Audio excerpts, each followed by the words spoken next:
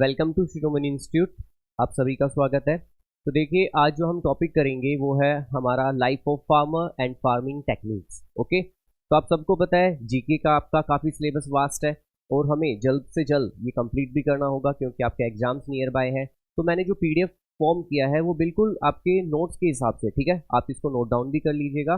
साथ में आपके जो एग्जाम्स में क्वेश्चंस पुट अप होंगे उनसे रिलेटेड इंपॉर्टेंट पॉइंट्स मैंने इसमें मेंशन किए हैं। डन।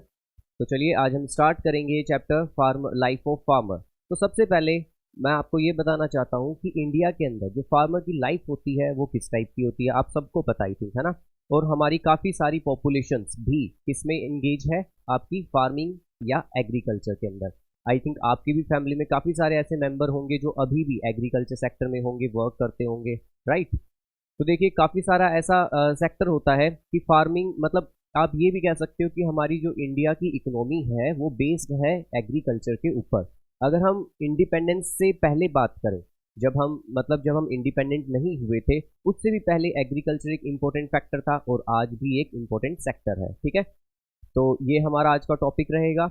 जैसे कि देखिए आप देख सकते हैं, सबसे पहले हमें पढ़ना होगा कि लाइफ ऑफ फार्मर के बारे में, कि जो फार्मर्स की लाइफ होती है वो किस टाइप की होती है, क्या काफ़ी क्रिटिकल होती है, क्या काफ़ी इजी होती है, ये आप सबको पता है, मुझे बताने की जरूरत नहीं, ठीक है। वैसे आपके एग्जाम में से इससे तो इम्पोर्टेंट कोई कोई रिलेटेड क्वेश्चंस नहीं आते, बट फिर भी मैं आपको बता दूंगा, ठीक है, कि क्या क्या हमें पढ़ना है क्या नहीं। इसके बाद हमें करना है एंड फार्मिंग टेक्निक्स। जो भी टेक्निक है फार्मिंग की वो कौन सी होती है, किस टाइप से वो फार्मिंग जो फार्मर होते हैं वो कौन कौन सी टेक्निक्स को अपनाते हैं, एग्रीकल्चर के अंदर क्या क्या पेज आते हैं और क्या नहीं। ओके, तो चलिए करते हैं स्टार्ट। तो देखिए सबसे पहले आपको एक पिक दिखाई दे रही होगी, ठीक है, कि एक फार्मर है जो कि खेत के अंदर, जो कि अपने फील्ड के अंदर क्या कर रहा है, कोई इंसेक्टिसाइड्स स्प्रेड कर रहा है। ओके, आपको पता है, सपोज कीजिए जैसे आप लोग अपने घरों के अंदर जो हम पॉट ग्रो करते हैं, कोई गमला उगाते हैं, तो उनकी हमें कितनी केयर करनी पड़ती है, राइट। आई नो आपके मदर या आपकी मम्मी पापा ये करते होंगे, बट आप लोग भी तो कभी कभी कोई होगा ना जो प्लांट लवर होता है। तो आप लोगों ने देखा होगा कि हमें काफ़ी सारी मुश्किलों का सामना करना पड़ता है। कैसे? जैसे उनको अगर आप कोई प्लांट ग्रो कर रहे हैं 6 to 7 मंथ भी अगर उसको रखते हैं तो डेली उसमें वाटरिंग करना, उसे तेज सनलाइट से बचाना। अब जैसे विंटर का सीजन आ जाएगा तो विंटर के अंदर भी उसको हम ऐसे ही नहीं रख सकते, ठीक है, खुले में। इसके अलावा काफ़ी सारे इंसेक्ट्स का खतरा रहता है, कभी कभी उसमें फर्टिलाइजर्स की कमी हो जाती है। तो सेम ऐसे ही ये तो सोचो आप अपने घर के अंदर कर रहे हो, कैसे? बिल्कुल एक स्मॉल पॉट लेके उसमें आपको इतनी मेहनत करनी पड़ रही है। अब एक बार इमेजिन कीजिए कि जो फार्मर होता है उसके पास तो कितनी बड़ी लैंड होती है, कितना बड़ा फील्ड होता है ना। तो उसको कैसे आखिर मैनेज किया जाए। और आपको ये बात भी पता है कि हमारे इंडिया के जो फार्मर्स हैं वो mostly dependent on the monsoon, right. तो मॉनसून पे डिपेंड रहते हैं। अगर मॉनसून टाइम से आ जाता है तो इट मीन्स गुड, अगर मॉनसून अच्छे से नहीं आता तो फार्मर को काफ़ी ज़्यादा लॉस होता है। और आपको पता है फार्मर के पास इतने तो पैसे होते नहीं है कि काफ़ी सारे वो बोरो कर ले, तो वो लोन लेते हैं, ठीक। इसके अलावा अगर कभी कभी जैसे इस साल की मैं बात करूँ 2023, तो इस साल अगर आपने देखा होगा क्लाइमेट चेंज वजह मान लो या फिर और कुछ हैवी रेनफॉल की वजह से काफ़ी ज़्यादा फ्लड हुआ हुआ कि नहीं। तो फ्लड से क्या होता है, आपका एग्रीकल्चर सेक्टर सारा का सारा डैमेज हो जाता है। अब आप इमेजिन कीजिए एक बार कि जो फार्मर इतनी बड़ी लैंड के ऊपर इतनी मेहनत से पैसे उधार लेकर, लोन लेकर जो ग्रो करता है, हर वो 1 मिनट में ही सबका सब डैमेज हो जाता है, सारी क्रॉप्स हमारी डैमेज हो जाती है ना। तो इससे कितना नुकसान होता होगा। इसके इसीलिए हमारी जो इंडियन गवर्नमेंट है फार्मर्स को लेके काफ़ी सारी स्कीम्स भी चलाती है, ठीक है, ताकि फार्मर्स को क्या मिले, हेल्प मिल जाए। और काफ़ी सारा वर्क भी किया जाता है। जैसे कि जब मैं आपको करंट अफेयर पढ़ाऊंगा तो मैं आपको बता दूंगा कि कौन कौन सी ऐसी स्कीम्स हैं या फिर गवर्नमेंट किन सेक्टर में फार्मर्स को हेल्प करती है। क्लियर? तो आप देख सकते हैं फार्मर की फोटो, ठीक है। चलिए, अब बात होती है लाइफ ऑफ फार्मर की। मैं फिर बता रहा हूँ, जो ये वाला टॉपिक है लाइफ ऑफ फार्मर, इससे आपसे बहुत आई थिंक आप ये कह सकते हैं सिर्फ 1 और 2% चांसेज है क्वेश्चन पूछने के, क्योंकि जो चैप्टर से पूछे जाएंगे वो मैं आपको फुल टू फुल बता दूंगा। जो उसका सेकंड टॉपिक है फार्मिंग टेक्निक्स, उससे मोस्टली क्वेश्चंस आपके रेज किए जाते हैं एग्जाम सेक्टर में, ठीक है। तो देखिए लाइफ ऑफ फार्मर, फार्मर की लाइफ किस प्रकार की होती है, एक बार वैसे तो मैंने आपको बता ही दिया, वैसे आप सबको पता भी है, लेकिन फिर भी हम एक बार पॉइंट्स के अंदर देख लेते हैं क्या क्या है। Farmer is the backbone of the countries economy, ठीक है। फार्मर क्या होते हैं, हमारी बैकबोन है हमारी कंट्री की इकोनॉमी की, ठीक है। अच्छा, ये इकोनॉमी क्या होता है? तो आप सबको पता है इकोनॉमी का मतलब होता है जैसे हमारा देश आज अभी हम डेवलपिंग कंट्रीज हैं, ठीक है। हमारे इंडिया में काफ़ी सारे सेक्टर होते हैं। वैसे आपको पता है primary sector, secondary sector and territory sector. जो प्राइमरी सेक्टर होता है वो बेसिकली रिलेट होता है किस चीज़ से, आपका एग्रीकल्चर से। ओके, तो फिर क्या होता है, ये हमारी बैकबोन एग्रीकल्चर। जैसे कि मैंने आपको बताया कि जो जब हम इंडिपेंडेंट नहीं थे तब भी हमारी मोस्टली पॉपुलेशन किसमें एंगेज थी, फार्मिंग सेक्टर के अंदर, और अभी भी सेम ऐसे ही है, ठीक है। जैसे कि मैंने आप सबसे स्टार्टिंग में ही पूछा कि आप लोगों की फैमिली में कितने ऐसे मेंबर हैं जो कि अभी भी फार्मिंग टेक्निक्स या फिर एग्रीकल्चर करते हैं। तो आपके भी काफ़ी सारे आंसर्स होंगे, है ना। अगर आप नहीं तो आपके ग्रैंडफादर, ग्रैंडमदर, अंकल, आंट, काफ़ी सारे लोग होते हैं, है ना। जब हम गांव जाते हैं हमारे खुद के खेत होते हैं, फील्ड्स होती है उनके अंदर, ठीक। तो ये बैकबोन होते हैं हमारी कंट्री की इकोनॉमी के। Second, farmer grows there crops in their season. तो फार्मर्स क्या करते हैं, इनकी लाइफ कैसी होती है। पहली बात, ये हमारे लिए क्रॉप्स को ग्रो करते हैं। क्या करते हैं, क्रॉप्स को ग्रो, ठीक है। आज हम जो भी खा रहे हैं, आपके घर में डेली वेजिटेबल्स आती है, डेली फ्रूट्स आते हैं, है ना।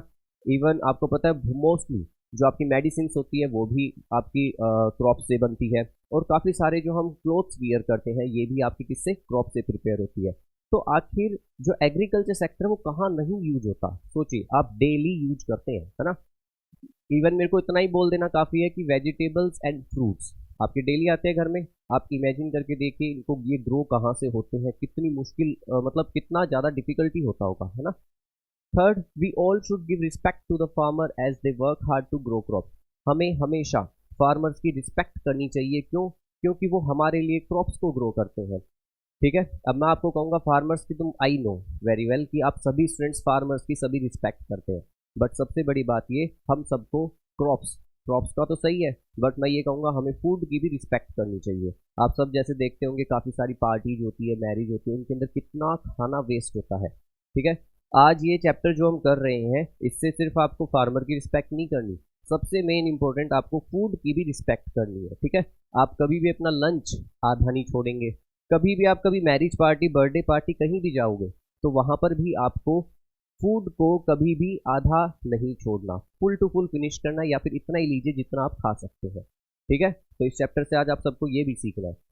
Next, farmer lives are quite challenging. लेकिन जो फार्मर की लाइफ होती है वो काफ़ी ज़्यादा चैलेंजिंग होती है, ये आप सबको पता है। मैंने बताया जैसे अगर जैसे मानसून पीरियड हो चुका है आपका, मैंने बताया अगर टाइम से आया तो सही, नहीं तो फार्मर तो बिल्कुल ही उनकी लाइफ स्पॉइल हो सकती है, right. Farmers never stops their work regardless of hot, summer, rain और विंटर। आपको पता है फार्मर अपना वर्क कभी भी स्टॉप नहीं करते हैं, चाहे समर हो, विंटर हो, रेन हो या कुछ भी हो, उन्हें हमेशा वर्क करना ही होता है, राइट। जैसे कि हम लोग, अगर ज़्यादा धूप होती है तो हम घर से बाहर नहीं निकलते, ज़्यादा सर्दी होती है तो सेम, अगर ज़्यादा रेन हो रही है तो भी सेम, बट फार्मर कैसी भी कंडीशन हो वो हमेशा वर्क करते हैं। ये क्लियर हो आपको लाइफ ऑफ फार्मर। चलिए कुछ पॉइंट्स और है वो और देख लेते हैं। As agriculture is an essential part of the country. ये आप सबको पता है एग्रीकल्चर एक सबसे मोस्ट असेंशियल पार्ट है हमारी कंट्री का, ठीक है। कैसे, क्योंकि मैंने आज आपको बताया ना कि 3 टाइप्स के सेक्टर होते हैं और उनके अंदर एग्रीकल्चर सबसे इम्पोर्टेंट सेक्टर है। किस हिसाब से, क्योंकि हमारी बैकबोन माना जाता है एग्रीकल्चर, ओके। आज इंडिया, अगर आप किसी क्रॉप्स की बात करें या फिर कोई भी जो आपके सीरियल क्रॉप्स होते हैं या फिर आपके जो भी डेयरी प्रोडक्ट्स हैं, उन सब में नंबर 1 या नंबर 2 की पोजीशन में है पूरे वर्ल्ड लेवल पे, ठीक है। Farmers producing the demanded foods for the people. जो भी लोगों की डिमांड होती है, पीपल की डिमांड होती है, फार्मर क्या करते हैं, उनके लिए वो क्रॉप्स को ग्रो करते हैं, ठीक है। कहने का मतलब ये हमारे लिए ही क्या कर रहे हैं, ग्रो कर रहे हैं क्रॉप्स को। Farmers jobs are the most challenging work as they shed their sweat and make food for us. Farmers की जॉब जो होती है वो काफ़ी चैलेंजिंग होती है, वो खुद पसीना बहाते हैं, किसके लिए, सिर्फ हमारे खाने के लिए, ठीक है। इवन आप लोगों को मैं कहूँगा, चलो आप लोग भी कभी, आपके घर में अगर पोट भी हो तो उसमें कोई सब्जी, फ्रूट के तो नहीं, आप ट्री तो नहीं उगा सकते, बट आप क्रॉप्स तो जरूर ग्रो कर सकते हो, छोटा प्लांट है ना, कोई सब्जी का प्लांट ग्रो करके देखना, ठीक है। फिर आपको पता लगेगा कि कितना मुश्किल होता है, ठीक है। Next, farmers can be seen working on their field from morning till evening. Farmers को आप सुबह से लेके शाम तक, मॉर्निंग टू इवनिंग, आप उसको हमेशा उसकी फील्ड में ही देखेंगे। क्यों, क्योंकि वहाँ पे ही वो वर्क करता है, वहीं पर वो उनकी देख रेख भी करता है, उनको प्रोटेक्ट करता है, जो कि आपके स्ट्रे एनिमल्स होते हैं। एंड काफ़ी बार तो आपको पता है जो बर्ड्स का काफ़ी ज़्यादा फ्लॉक आता है, वो सब का सब झुंड आकर सारी की सारी क्रॉप्स को नष्ट कर देता है, स्पॉइल कर देता है। ओके, तो फार्मर्स की लाइफ कैसी होती है? काफ़ी चैलेंजिंग होती है, आप ये कह सकते हो, ठीक है। बट इसके बावजूद फार्मर्स हमारे लिए क्या करते हैं? क्रॉप्स ग्रो करते हैं। और मैंने आपको बताया कि जो हमारी गवर्नमेंट है वो भी काफ़ी इसमें हेल्पफुल करती है, इनको काफ़ी सारी सब्सिडीज देती है। ओके, एंड काफ़ी इनके लिए हेल्पफुल होती है, काफ़ी स्कीम्स लाती है ताकि इनकी हेल्प हो, ताकि ये कभी डीमोटिवेट ना हो। ये क्लियर हुआ सबको? अगला जो अगला टॉपिक है हमारा इसके अंदर वो है types of farming technique in India. ठीक है, types of farming in India.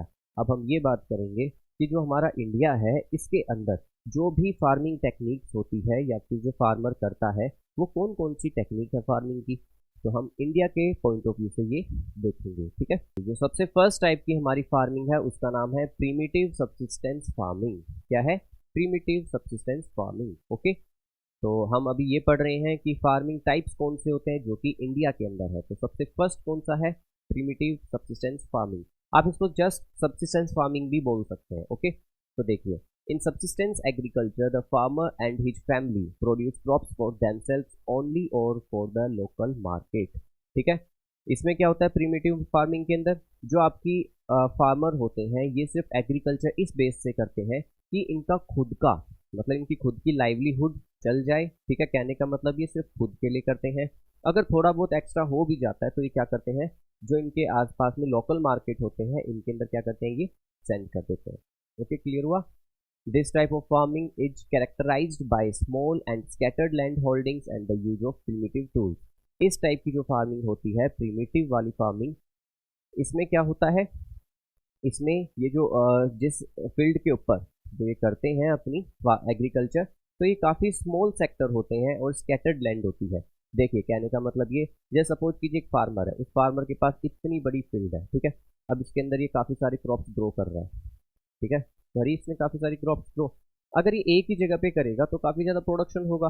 ठीक, बट सब्सिस्टेंस फार्मिंग में क्या होता है, स्मॉल एंड स्कैटर्ड, स्कैटर्ड मतलब होता है फैला हुआ। ठीक है, अलग अलग जगह होती है इसकी, जैसे एक खेत इसका यहाँ पे है छोटा सा, फिर दूसरा वाला यहाँ है, तीसरा वाला और कहीं है, एंड फोर्थ वन आपका यहाँ है। तो अगर फार्मर ऐसे अगर एग्रीकल्चर करते हैं तो क्या होगा, एक तो टाइम ज़्यादा लगेगा, ठीक है, पैसा भी इन्वेस्ट होगा वो अलग है, और जो प्रोडक्शन होगा वो बहुत ही क्या होगा, कम होगा। राइट, तो इससे क्या हो सकता है आपका, बहुत ही कम कम होगा, है ना। तो इसको हम कहते हैं स्कैटर्ड लैंड। स्कैटर्ड लैंड मतलब आपकी ऐसी लैंड जो कि अलग अलग जगह क्या है, बिखरी हुई हो। ठीक है, and small and scattered and holdings and the use of primitive tools. और जो टूल्स यूज करता है फार्मर इसमें बहुत ही बेसिक। ठीक है, उनके पास कोई इतने अच्छे इक्विपमेंट्स या फिर इतने अच्छे टूल्स नहीं होते। क्लियर हुआ? मतलब सब्सिस्टेंस फार्मिंग वो फार्मिंग है जिसमें किसान के पास टूल्स नहीं है, जिसमें किसान के पास एक फिक्स लैंड नहीं है, चेंज होती रहती है, काफ़ी स्मॉल लैंड है। ठीक है, और ये जो ग्रो करता है ये सिर्फ अपने लिए, मतलब ताकि इनका खुद का लाइवलीहुड चल जाए। ठीक है, ना कि मार्केट में बेचे एंड प्रॉफिट अर्न करे। As the farmer are poor, सबसे इंपॉर्टेंट। ठीक है, सब्सिस्टेंस फार्मिंग के अंदर जो फार्मर्स होते हैं वो क्या होते हैं, बहुत ही ज़्यादा पुअर होते हैं। They could not use fertilisers, ये फर्टिलाइजर्स यूज नहीं करते हैं। हाई यील्डिंग वेराइटी सीड्स, ठीक है, ये भी यूज नहीं करते हैं। ये क्या होता है high yielding variety seeds? HYV। Okay, ये मैं आपको बताऊंगा अब, ये जो चैप्टर, जब इसका चैप्टर का लास्ट टॉपिक है वो है ग्रीन रेवोल्यूशन। ठीक है, ये मैं आपको ग्रीन रेवोल्यूशन में समझाऊंगा कि ये HYV है क्या। बस अभी आप सिर्फ इतना जान लीजिए, ये एक सीड्स की क्वालिटी है। किसकी क्वालिटी है? सीड्स की। Okay, in their field that could increase their productivity. ये अपने फील्ड्स के अंदर ये कुछ भी ऐसी चीज़ें यूज नहीं करते हैं जिनसे इनकी प्रोडक्टिविटी, प्रोडक्टिविटी क्या होता है, बढ़े। ठीक है, जो ज़्यादा से ज़्यादा क्रॉप्स इनकी ग्रो हो। तो कहने का मतलब, वापस से सभी ध्यान से सुनेंगे, सब्सिस्टेंस फार्मिंग एक ऐसी फार्मिंग होती है जिसमें स्कैटर्ड लैंड होती है। ठीक है, स्मॉल लैंड होती है, इनके फार्मर्स काफ़ी पुअर होते हैं, इनके पास कोई अच्छे टूल्स नहीं होते, इक्विपमेंट्स भी नहीं होते। इसके अलावा ये कोई फर्टिलाइजर्स, इंसेक्टिसाइड्स, पेस्टिसाइड्स, अच्छे सीड्स, ये कुछ भी यूज नहीं करते। क्लियर हुआ ये वाला फार्मिंग, प्रीमिटिव? चलिए नेक्स्ट, ये देखिए, ये है प्रिमिटिव सब्सिस्टेंस फार्मिंग। आप देख रहे हैं जैसे आजकल जो अभी हमारी एग्रीकल्चर हो रही है, जो फार्मर अभी एग्रीकल्चर कर रहा है, उसके अंदर हम ट्रैक्टर यूज करते हैं। काफ़ी सारी मशीन्स ऐसी होती है जो कि फील्ड में यूज होती है। कोई मशीन्स ऐसी होती है जो मिट्टी को अच्छे से ग्रोन करती है, कोई क्रॉप्स ऐसी, कई लैंड ऐसी होती है, ठीक है। काफ़ी सारी मशीन्स ऐसी होती है, कोई क्रॉप्स को कट कर रही है, कोई क्रॉप से धान को अलग कर रही है, और कोई मिट्टी को सोन कर रही है, ठीक है। बट आप इसमें देख सकते हैं, ये किसान है, इसके पास दो आपके क्या है, ऑक्स है ना, जिसे आप बैल कहते हो। और ये देखिए इससे, इसे हल कहते हैं ना, ये हल होता है, और इससे ये क्या कर रहा है, मिट्टी की जुताई कर रहा है, मतलब खेत को अच्छे से सोन कर रहा है। ओके, तो ये क्लियर हुआ आपको सबको। तो ये है सब्सिस्टेंस फार्मिंग। अब आप देखिए इसके पास कौन से टूल्स है, कोई भी टूल नहीं है। इसकी मिट्टी, और आप ये भी देख सकते हैं, ठीक है, पानी है, कैसी मिट्टी है। तो कहने का मतलब ये कि इस सब्सिस्टेंस फार्मिंग में न तो इसके पास इलेक्ट्रिसिटी होती है, न ही इनके पास कोई ढंग का, मतलब कोई अच्छे से इरिगेशन फैसिलिटी होती है, न कोई अच्छे बीज है, न कोई इक्विपमेंट्स है, और ना ही कोई ट्रैक्टर या मशीन्स है। क्लियर हुआ ये आपको प्रिमिटिव सब्सिस्टेंस फार्मिंग। चलिए अब हम देखते हैं नेक्स्ट वन, इंटेंसिव फार्मिंग। ठीक है, इंडिया में जो फार्मिंग की टेक्निक होती है नंबर टू पे कौन सी है आपकी, इंटेंसिव फार्मिंग। ओके, तो देखते हैं इंटेंसिव फार्मिंग के बारे में। अब हम इंटेंसिव फार्मिंग में क्या होता है देखिए, intensive farming aims at maximum possible production on the limited forms. ठीक है, इंटेंसिव फार्मिंग में क्या किया जाता है, आपकी स्मॉल लैंड होती है, बट छोटी सी लैंड के ऊपर इतना ज़्यादा प्रोडक्शन किया जाता है, मैक्सिमम प्रोडक्शन। ओके, इनका मेन कॉन्सेप्ट ये रहता है कि हमें छोटे से एरिया के ऊपर काफ़ी ज़्यादा मैक्सिमम प्रोडक्शन करना है। ठीक है, इंटेंसिव फार्मिंग क्लियर हुआ, maximum possible production. Okay, in this type of farming farmers are capable of raising more than one crop a year.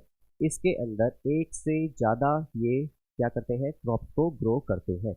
इसमें इंटेंसिव फार्मिंग में huge capital and human labour is employed. और ये क्या करते हैं, इसमें काफ़ी ज़्यादा पैसा खर्च करते हैं। कैपिटल मतलब आपका मनी, ह्यूज मतलब बहुत ज़्यादा, ठीक है, बहुत ज़्यादा पैसा खर्च करते हैं। ह्यूमन लेबर, ठीक है, काफ़ी सारी लेबर को लगाते हैं, और every hectare of land. It is practised in most part of densely populated areas of the country. और ये वहाँ किया जाता है जो हमारे इंडिया के अंदर ऐसा कोई कंट्री, ऐसा कोई सिटी जहाँ जो मोस्टली पॉपुलेटेड होता है। यहाँ पे डेंसली का मतलब है मोस्टली, ठीक है, डेंसली का मतलब क्या होता है, जहाँ पे बहुत ज़्यादा कंजस्टेड वे में रहे काफ़ी सारे। अब देखिए जो लोग सिटी में रहते हैं, उन सबको पता है कि सिटी में हमारे रहने के लिए ही ज़मीन इतनी मुश्किल से मिलती है हमें, तो फार्मिंग के लिए तो कैसे मिलेगी।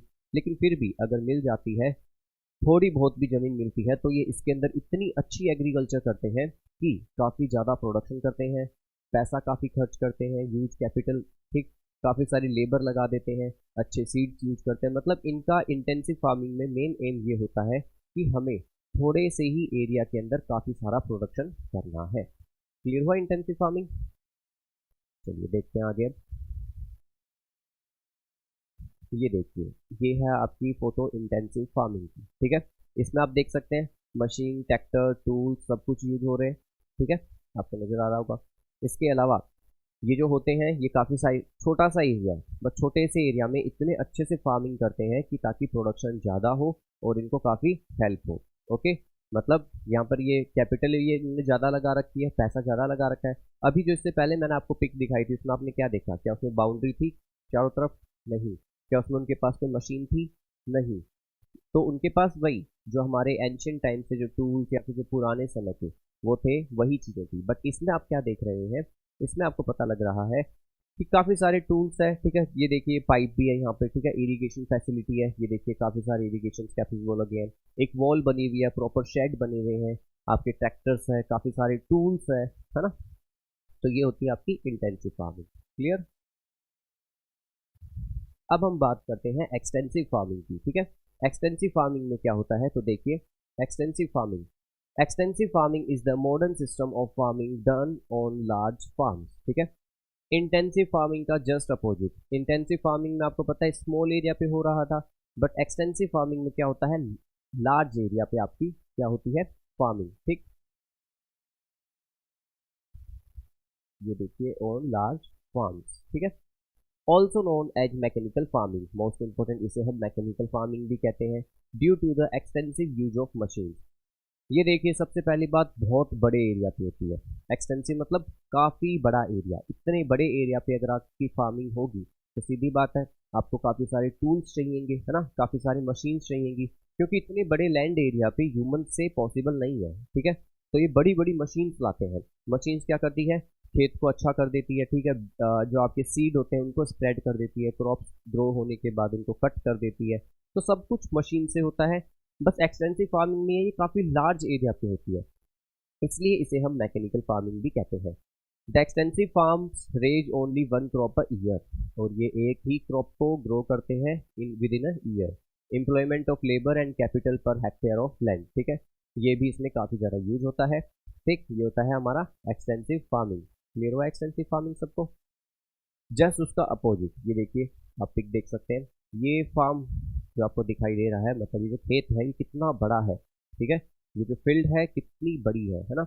और ये कर क्या रहे हैं, ये मशीन है, ट्रैक्टर है, ट्रैक्टर के पीछे एक कोई इक्विपमेंट्स लगा हुआ है, इसके थ्रू ये इसके अंदर इंसेक्टिसाइड्स को स्प्रेड कर रहे हैं। ठीक है, ये जो आपको वाइट वाइट दिख रहा है ना, ये शायद आपको जो भी वाइट वाइट नजर आ रहा है ये क्या है, इंसेक्टिसाइड।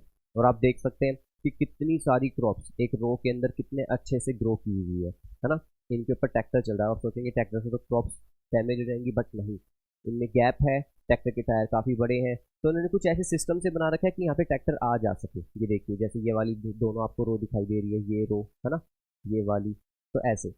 तो कहने का मतलब है कि इतने बड़े एरिया में क्या स्प्रेड कर रहे हैं आपकी इंसेक्टिसाइड्स एंड पेस्टिसाइड।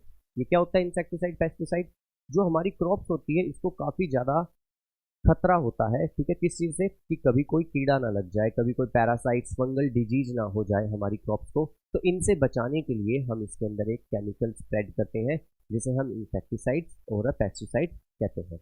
डन। चलिए नेक्स्ट जो आता है वो है हमारा प्लांटेशन फार्मिंग। ठीक है, नाम से पता लग रहा होगा प्लांटेशन फार्मिंग आप सबको। तो देखिए प्लांटेशन फार्मिंग में क्या होता है, plantation agriculture is export oriented agriculture, most important यही है आपका। ठीक है, प्लांटेशन फार्मिंग हम इसलिए करते हैं क्योंकि हमें मोस्टली जो क्रॉप जो भी हम ग्रो करेंगे उसको एक्सपोर्ट ओरिएंटेड करेंगे। ठीक है, सपोज कीजिए आपने कोई क्रॉप्स ग्रो की, अब आप उसको एक्सपोर्ट करना चाहते हैं। क्या करना चाहते हैं, एक्सपोर्ट, मतलब हम उसको खुद के पास नहीं रखना चाहते, उसको हम ये चाहते हैं कि उसको एक्सपोर्ट कर दी जाए। Where the focus is more on the marketing ability of the crop, मतलब इसका मेन फोकस होता है मार्केटिंग को लेके। ठीक है, किस चीज़ को लेके, मार्केटिंग को लेके। हम यही चाहते हैं कि इससे हमें ज़्यादा से ज़्यादा मार्केट के अंदर हम इसको सेंड कर सकें, किनको, जो भी हम प्लांटेशन फार्मिंग के अंदर क्रॉप्स को ग्रो करते हैं। Most of the crops grown in plantation agriculture have a life cycle of more than 2 years. ठीक है, इसमें मोस्टली क्रॉप्स इसलिए ग्रो की जाती है, 1 ईयर भी हो सकती है, 2 ईयर भी हो सकती है, बड़े एरिया पे होती है प्लांटेशन फार्मिंग, और इसके अंदर हमारा मेन फोकस यही रहता है ताकि हम प्रॉफिट अर्न कर सकें। ठीक है, इन केरला, कर्नाटका, असम एंड महाराष्ट्र, तो प्लांटेशन फार्मिंग आपकी मोस्टली इन स्टेट्स में होती है। ठीक है, कौन कौन से में, केरला, कर्नाटका, असम एंड महाराष्ट्र। ओके, तो ये होता है हमारा प्लांटेशन फार्मिंग। इसे वैसे हम टेरेस फार्मिंग भी कह सकते हैं, जैसे ये पिक में जो आपको दिख रहा है इसको आप टेरेस फार्मिंग भी बोल सकते हो। टेरेस फार्मिंग स्पेशली आपकी कहाँ होती है, हिली एरियाज के ऊपर। Okay, and plantation farming hilly area पे भी होती है और नॉर्मल लैंड पे भी होती है। तो आपको टेरेस फार्मिंग पता होना चाहिए, हिली एरिया पे कौन सी फार्मिंग होती है, टेरेस फार्मिंग, मतलब लाइक स्टेप वाइज, ऐसे ऐसे। डन। आप में से आई नो काफ़ी सारे students Himachal, Assam, Uttarakhand and hilly area से काफ़ी सारे स्टूडेंट्स हो आप, तो आप सब ने देखा भी होगा जब आप कहीं ट्रैवल करते हैं, जाते हैं, तो आपने देखा होगा माउंटेन जो एरिया होता है उसके साइड में आपकी टेरेस फार्मिंग की जाती है, स्टेप वाली, है ना।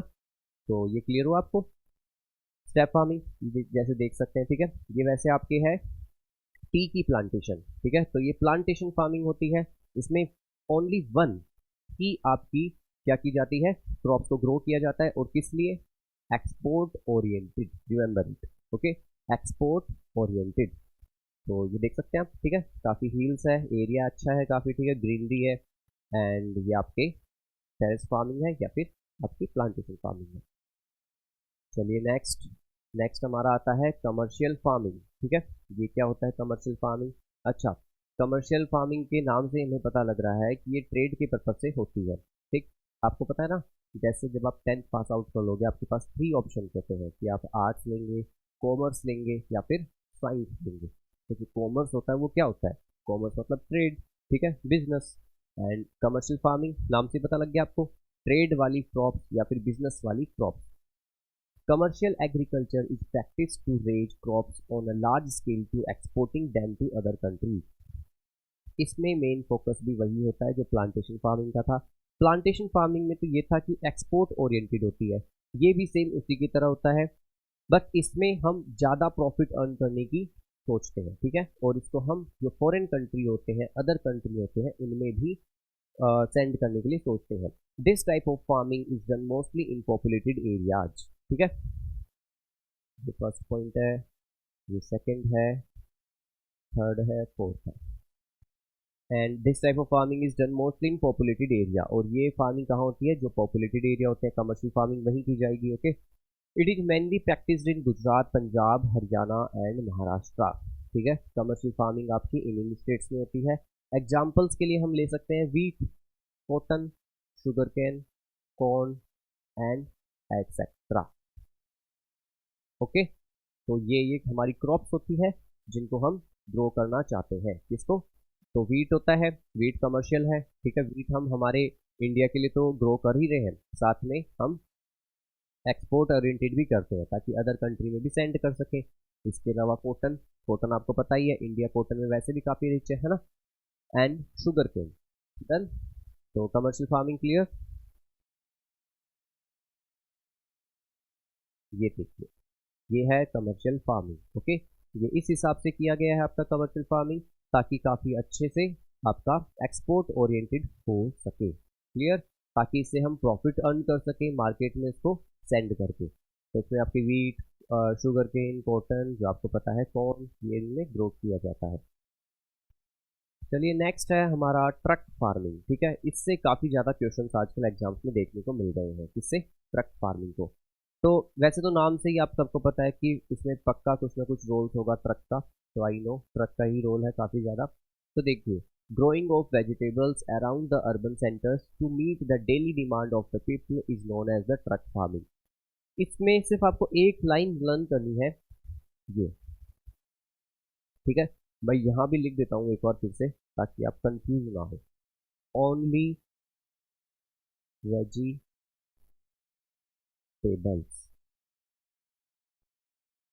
ओके।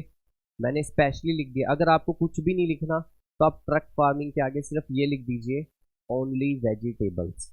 ये इतना ही इम्पोर्टेंट है आपके लिए, आपको ये बात दिमाग में फिट कर लेनी है। ट्रक फार्मिंग अच्छा पहले मैं समझा देता हूँ। देखिए, ट्रक फार्मिंग होती क्या है, हमारे जो नियर बाय जैसे सिटी होता है उसके नियर बाय कोई भी अगर विलेज है, तो वहाँ पर अगर कोई भी वेजिटेबल्स ग्रो हो रही है, तो वो वेजिटेबल्स क्या करते हैं, उनको सेंड करते हैं। कहाँ करते हैं सेंड वेजिटेबल्स को, जो नियर बाय सिटी है उनके अंदर।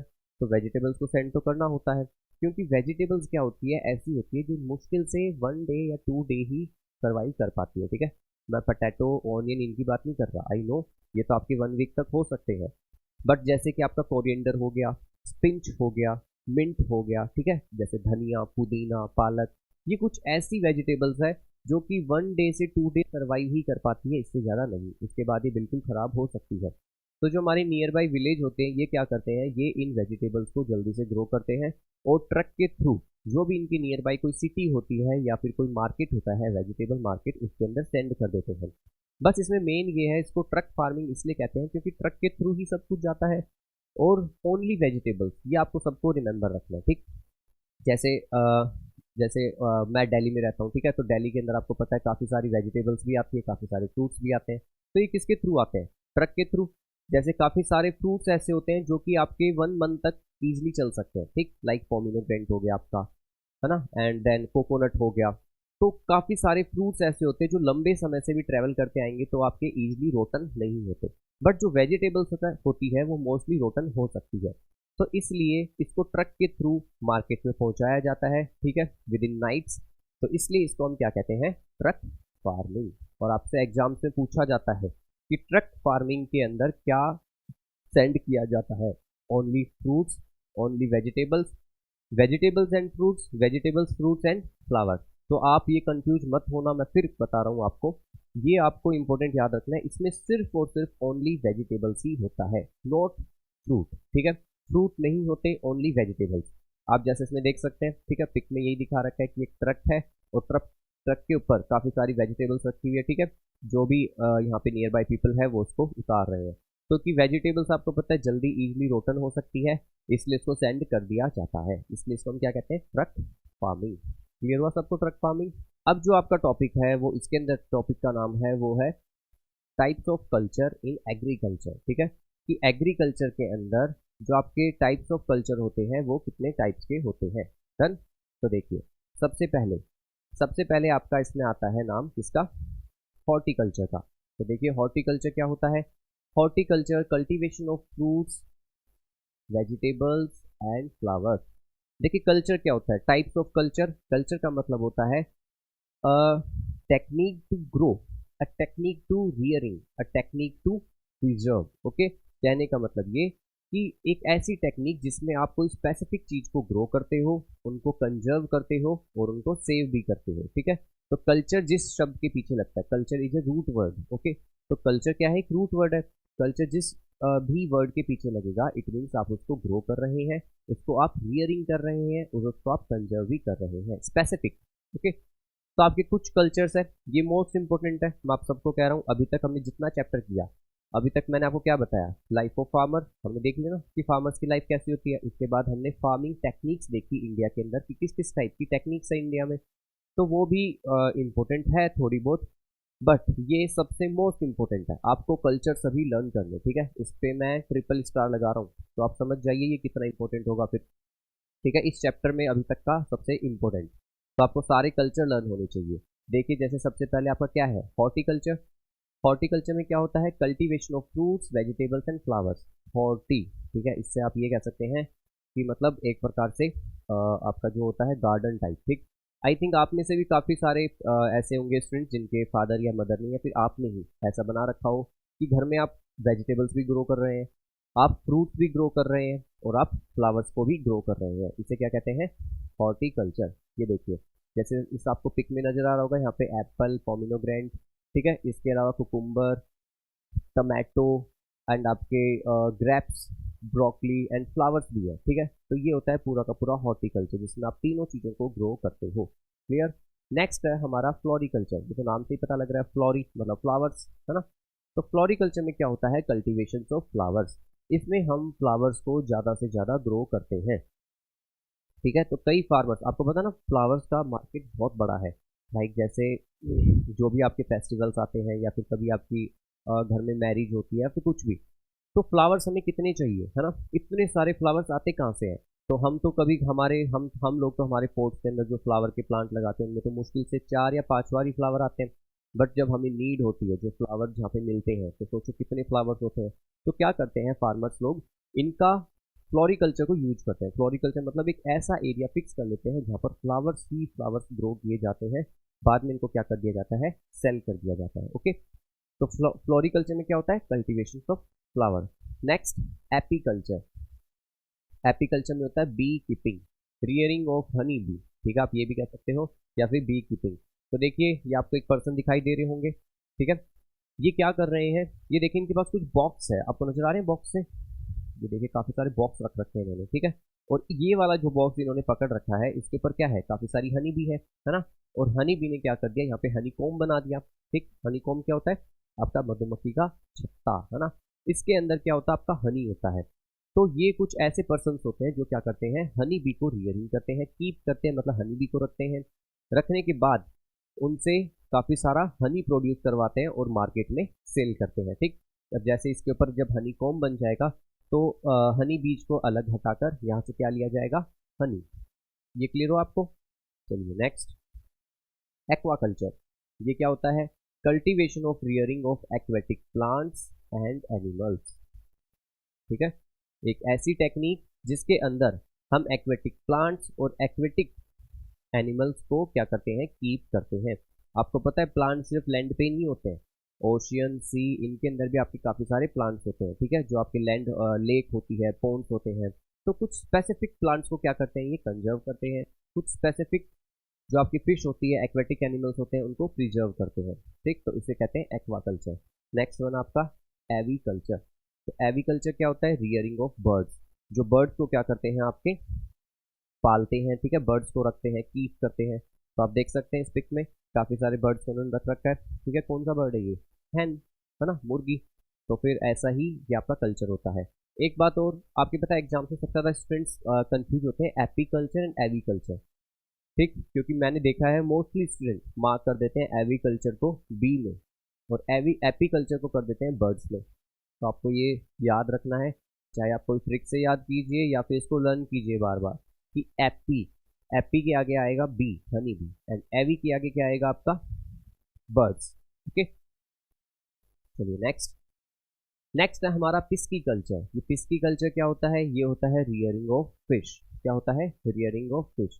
जैसे आपको पिस्की कल्चर नाम से ही पता लग रहा होगा शायद, है ना, कि पिस्की फिश, फिश। ठीक है, थोड़ा थोड़ा प्रोनाउंसिएशन ऐसे हो रहा है ना आपका, मतलब राइम बन रहा है, फिश फिश। तो इसमें क्या होता है, रियरिंग ऑफ फिश। इसमें फिश को ज़्यादा से ज़्यादा ग्रो किया जाता है, सेव किया जाता है। जैसे देखिए, आप देख सकते हैं ये एक पॉन्ड है, यहाँ पे पानी देखो कितने सारे पॉन्ड्स है, काफ़ी सारे पॉन्ड्स और उनमें काफ़ी सारी फिश है। ठीक, ये फिश को रखते हैं, देन उसके बाद इनको मार्केट में सेल कर देते हैं। नेक्स्ट आपका पोमी कल्चर। ठीक है, पोमी कल्चर क्या होता है, ग्रोइंग ऑफ फ्रूट्स। सिर्फ फ्रूट्स को ग्रो करना इज अ पोमी कल्चर।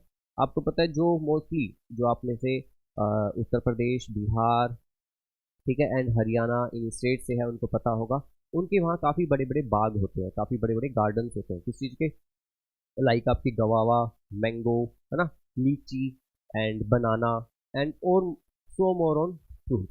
तो पॉमी कल्चर के अंदर क्या होता है, स्पेशली आप फ्रूट्स को ही ग्रो करते हो। ठीक है, एक लैंड एरिया होता है काफ़ी बड़ा, इसमें आप क्रॉप्स ग्रो नहीं करते, इसमें आप काफ़ी सारे पेड़ लगाते हो जो भी आपके फ्रूट्स को आपको चाहिए होते हैं। ठीक, नेक्स्ट है हमारा सेरीकल्चर। सेरीकल्चर में होता है ब्रीडिंग ऑफ सिल्क वॉर्म्स। ठीक है, सिल्क वॉर्म्स मतलब आपके जो कीड़े होते हैं, कौन से कीड़े, जैसे भी विंटर सीजन आने वाला है तो विंटर सीजन के अंदर हम लोग कॉलीफ्लावर, कैबेज, पी यूज करते हैं। तो कभी कभार क्या होता है, उनके अंदर एक कीड़ा निकलता है जो कि बहुत क्यूट सा होता है, छोटा सा, है ना, इसे हम क्या कहते हैं, कैटरपिलर। तो कैटरपिलर आप सबने देखा होगा शायद, है ना, जो मैं बात कर रहा हूँ आपकी cabbage and cauliflower and P, मटर की। तो उनके अंदर निकलते हैं ये कीड़े क्यूट वाले। तो ये कीड़े क्या होते हैं, इनको जो फार्मर होते हैं, इनको क्या करते हैं, इनको ग्रो करते हैं, सेव करते हैं, कंजर्व करते हैं। इनको एक जगह रखते हैं, इनको डेली पत्ते देते हैं खाने के लिए। ठीक है, मलबेरी के लीव्स दे दी जाती है इनको। देन आप सबको पता है जो बटरफ्लाई होती है, बटरफ्लाई का जो प्रोडक्शन होता है उसका क्या स्टेज होता है, उसका 3 स्टेज होता है। बटरफ्लाई की कितनी स्टेज होती है, 3। पहले वो कैटरपिलर होता है, उसके बाद ककून बन जाता है, ककून मतलब एक बिल्कुल लाइक एग की, एग स्ट्रक्चर लाइक। उसके बाद ककून के बाद थोड़े दिनों बाद उसमें से ककून टीयर होता है और उसमें से एक बहुत ही ब्यूटीफुल सी बटरफ्लाई निकलती है ना। तो ये बटरफ्लाई की स्टेज होती है। ठीक, कि बटरफ्लाई कैसे बनती है। बट हमने क्या किया, जो बटरफ्लाई की फर्स्ट स्टेज है कैटरपिलर, कैटरपिलर के बाद जो सेकंड स्टेज है ककून, ककून बनने के बाद उसको फार्मर्स क्या करते हैं, लेते हैं और उसको किसमें, गरम गरम जो आपका बॉइलिंग वाटर होता है उसके अंदर थ्रो कर देते हैं। बॉइलिंग वाटर में थ्रो करने के बाद जो कैटरपिलर होता है वो क्या हो जाता है, डेड हो जाता है, वो मर जाता है। ठीक है, उसको निकाल के जो उसका ऊपर सिल्क होता है उसको हम फिर वियर करते हैं। आपको पता है सिल्क की साड़ी, ठीक है, सिल्क का कपड़ा कितना फेमस है। और फेमस आप सबको पता है बनारसी साड़ी, जिसे आप कहते हो ना, कि जो उत्तर प्रदेश में बनारस है, वाराणसी है, वहाँ की साड़ी काफ़ी फेमस है, जिसे हम सिल्क की साड़ी भी कहते हैं। तो ये सिल्क कैसे बनता है, ब्रीडिंग ऑफ सिल्क फॉर्म्स। ये देख सकते हैं आप, देखो यही कह रहा हूँ मैं, क्यूट वाले कीड़े। ठीक है, कितने सारे हैं। और ये जो लीव्स खाते हैं, ये पता है एक टाइम बहुत इन लार्ज साइज जाते हैं, ये इतने बड़े हो जाते हैं फिर। ठीक है, लार्ज साइज होने के बाद इनकी जो सेकंड स्टेज होती है वो कौन सी होती है, ककून। क्लियर है आपको। तो सेरीकल्चर क्या होता है, breeding of silk worms. Next है हमारा वीटी कल्चर। ठीक, आई थिंक आपको शायद क्लियर ना हो, बट मैं यहाँ लिख देता हूँ, VITI, वीटी कल्चर। ओके, तो वीटी कल्चर में क्या होता है, कल्टीवेशन ऑफ ग्रेप्स। ठीक है, कल्टीवेशन ऑफ ग्रेप्स मतलब इसके अंदर ग्रेप्स को ज़्यादा से ज़्यादा ग्रो किया जाता है, जहाँ पर ग्रेप्स ज़्यादा से ज़्यादा ग्रो होते हैं उसे हम क्या कहते हैं, वीटी कल्चर। क्लियर हो गया, पिक में आप सबको नजर आ रहा होगा। अच्छा, एक और रह गया जो यहाँ पे मेंशन नहीं है, तो मैं लिख देता हूँ, वो है वर्मी कल्चर। ठीक है, वर्मी कल्चर। तो देखिए वर्मी कल्चर क्या होता है, वर्मी कल्चर होता है ग्रोइंग ऑफ, आप लिख सकते हैं अर्थवॉर्म्स, क्या growing of earthworms, okay. Earthworms को ज़्यादा से ज़्यादा ग्रो करना, ठीक है, अर्थवॉर्म्स को ज़्यादा से ज़्यादा कीप करना। अच्छा अर्थवॉर्म्स क्या होता है आप सबको पता आई थिंक है ना, जैसे हम हिंदी में शायद केचुआ कहते हैं, है ना। अगर आपसे कभी पूछा जाए कि who is the farmer friend, farmer का फ्रेंड कौन होता है, तो हम कहेंगे फार्मर का फ्रेंड होता है अर्थवॉर्म, ठीक है। अर्थवॉर्म करते क्या है, अर्थवॉर्म आपके मिट्टी के अंदर मिट्टी को काफ़ी फर्टाइल कर देते हैं, ठीक है, ठीक है, और मिट्टी को काफ़ी ज़्यादा क्या कर देते हैं, फर्टाइल कर देते हैं। तो अर्थवॉर्म जहाँ होते हैं वो मिट्टी, वो सॉइल सबसे अच्छी मानी जाती है, रिच इन न्यूट्रिशंस मानी जाती है। अगर ऐसी सॉइल होती है तो वहाँ पर काफ़ी सारे आपकी क्रॉप्स ग्रो हो सकती है और काफ़ी अच्छा रिजल्ट हमें मिल सकता है। कहाँ पर, जहाँ पर आपके अर्थवॉर्म्स होते हैं। तो अर्थवॉर्म्स की जो कल्चर होता है उसे हम क्या कहते हैं, वर्मी कल्चर, ओके। एक और जो कि इंपॉर्टेंट लग रहा है मुझे, ओलेरी कल्चर, क्या होता है, ओलेरी कल्चर, तो same as growing of vegetables, okay. Olericulture क्या होता है, growing of vegetables. Olericulture के अंदर आपके वेजिटेबल्स ज़्यादा से ज़्यादा ग्रो किए जाते हैं। अच्छा पॉमी कल्चर में फ्रूट्स, हॉर्टिकल्चर में फ्रूट्स वेजिटेबल्स एंड फ्लावर्स, और ओलेरी कल्चर में ओनली वेजिटेबल्स। तो ये आपके टाइप्स ऑफ कल्चर फिनिश होते हैं, ठीक है। ये क्लियर हो गया आपको different types of culture in agriculture. चलिए अब हम चलते हैं नेक्स्ट। नेक्स्ट आपका crop patterns in India. India में जो क्रॉप्स का पैटर्न है वो किस टाइप का है, ठीक है, क्रॉप्स पैटर्न इन इंडिया। तो इंडिया में जो क्रॉप्स पैटर्न है वो नंबर 1 है आपका रबी, कौन सी क्रॉप्स है, रबी क्रॉप, ओके क्लियर हो गया रबी क्रॉप। सेकंड आपका खरीफ क्रॉप, ये क्रॉप्स के नाम है, आई नो आपको थोड़ा सा स्ट्रेंज लग रहे होंगे ये वर्ड, बट ये हिंदी एंड इंग्लिश दोनों में सेम है। और आई थिंक आपने, आई डोंट नो कि आपने पहले ये पढ़े या नहीं पढ़े, बट आपको ये लर्न करने होंगे, आपके मोस्टली क्वेश्चन इनसे पूछे जाते हैं। जैसे आपसे एग्जाम्स में ये पूछा जाता है कि बताइए राइस, ठीक है, वो सिर्फ आपसे इतना ही पूछेंगे कि राइस ये किस टाइप की आपकी क्रॉप्स है, रबी, खरीफ, जायद, या नन ऑफ दीज, या ऑल ऑफ दीज, कुछ भी पूछ सकते हैं, ठीक है। तो आपको पता होना चाहिए राइस क्या होता है, राइस होता है खरीफ क्रॉप्स, ठीक। अब ये क्या है, खरीफ, रबी, जायद, ठीक है, आपको नजर आ रहे होंगे, यहाँ पे वीट है रबी में, खरीफ में राइस है, एंड जायद में ग्राउंड नट है। तो चलो हम देखते हैं ये क्या है क्रॉप्स। तो देखिए आप सबको एक ही टेबल बनानी है, ठीक। तो ये आप टेबल सभी अपने नोटबुक में मेंशन कर लेंगे, बट मैं आपको समझा देता हूँ इस टेबल में बता क्या रखा है, ठीक। तो आपको ये तो पता लग गया ना 3 टाइप्स की आपकी क्रॉप्स होती है। चलिए तो देखिए सबसे फर्स्ट कौन सी है हमारी, रबी, ठीक, सबसे फर्स्ट कौन सी है, रबी। रबी टाइम पीरियड, तो इनका टाइम पीरियड दे रखा है सोन, मतलब रबी को कब ग्रो किया जाता है आपका, अक्टूबर से दिसंबर, अक्टूबर से लेकर दिसंबर तक हम जो रबी क्रॉप्स होती है इनको ग्रो करते हैं, इनको सोन कर देते हैं, मतलब इनको बो देते हैं, स्टार्ट कर देते हैं इनको उगाना। उसके बाद harvested in April and June, okay, इनको हार्वेस्ट कब किया जाता है, मतलब इनको कट कब किया जाता है आपका, March to April, not a June, April to March, ठीक है, मार्च से अप्रैल में इनको कट कर लिया जाता है। इनके अंदर क्रॉप्स में क्या आते हैं आपके, वीट, ठीक है, गेहूं आते हैं, बारले आते हैं, पीज, ग्राम एंड मस्टर्ड। ये आपकी वो क्रॉप्स है जो कौन सी है, रबी क्रॉप्स। तो ये आपको लर्न करनी है, या तो आप रबी क्रॉप्स लर्न कर लीजिए या फिर आप खरीफ लर्न कर लीजिए, क्योंकि ये काफ़ी इजी हो जाता है। क्योंकि जायद तो देखो मैं आपको समझा ही दूंगा, काफ़ी इतनी इंपॉर्टेंट नहीं होती, नहीं पूछते एग्जाम से, बट रबी और खरीफ में पूछते हैं।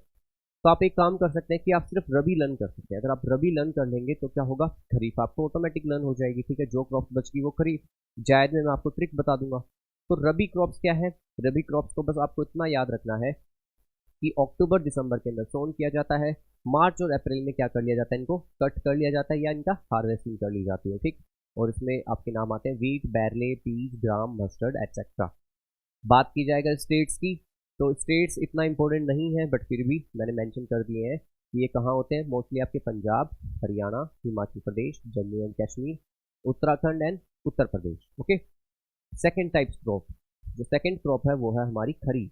खरीफ क्या होती है, ये हम जून जुलाई के अंदर इनको सोन करते हैं, मतलब जून और जुलाई के अंदर ग्रो कर देते हैं। हार्वेस्ट कब की जाती है इनको, सितंबर से अक्टूबर, ठीक है, कब करते हैं इनको हार्वेस्ट, कट कब कर लिया जाता है, सितंबर to October.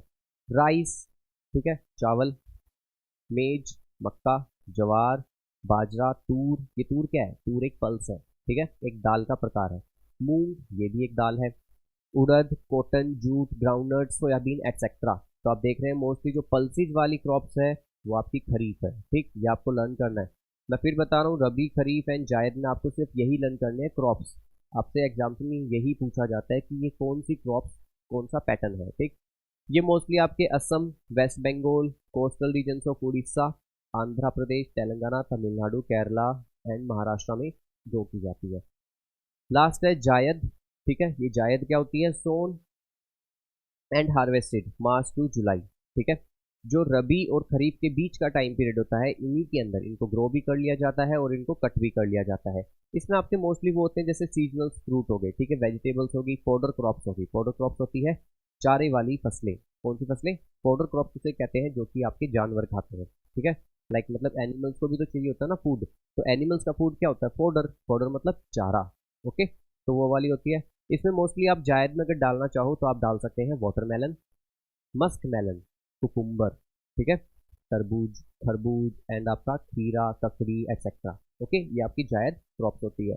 Most of the northern and northern western states, ये आपके इंडिया के नॉर्थ या फिर नॉर्थ वेस्ट स्टेट्स के अंदर क्या होती है, ग्रो की जाती है, सोन की जाती है। तो ये आपको क्लियर, रबी, खरीफ एंड जायद। तो आपको रबी और खरीफ तो 100% लर्न रखनी है, जायद वैसे ही लर्न हो जाएगी। जायद क्या है, जो भी आपके सीजनल वेजिटेबल्स या सीजनल फ्रूट्स होते हैं इन्हें जायद कहते हैं, बस दैट्स इट।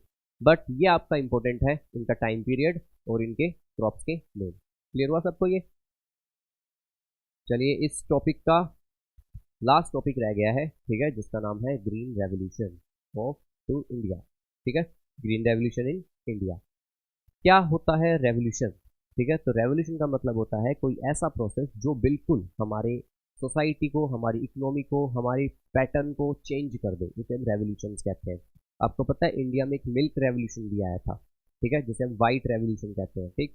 ये काफ़ी सारे रेवोल्यूशन के वो होते हैं आपके अलग अलग नेम, जो मैं आपको कभी जो एक टॉपिक रह रहा है उसके अंदर मैं आपको कंप्लीट करवाऊंगा। तो जैसे कि अभी आपको सिर्फ मैं इतना ही बता देता हूँ कि वाइट रेवोल्यूशन, तो वाइट रेवोल्यूशन का मतलब था मिल्क का फ्लड हो गया। फ्लड मतलब मिल्क, दूध की बाढ़ सी आ गई, मतलब इंडिया के अंदर इतना ज़्यादा मिल्क प्रोडक्शन हुआ कि इसको हमने क्या नाम दिया, वाइट रेवोल्यूशन, ठीक। और वाइट रेवोल्यूशन में सबसे इंपॉर्टेंट जो रोल है वो है अमूल। कौन है, अमूल। अमूल पता ना आप सबको, अमूल दूध पीता है इंडिया, वही अमूल है ना।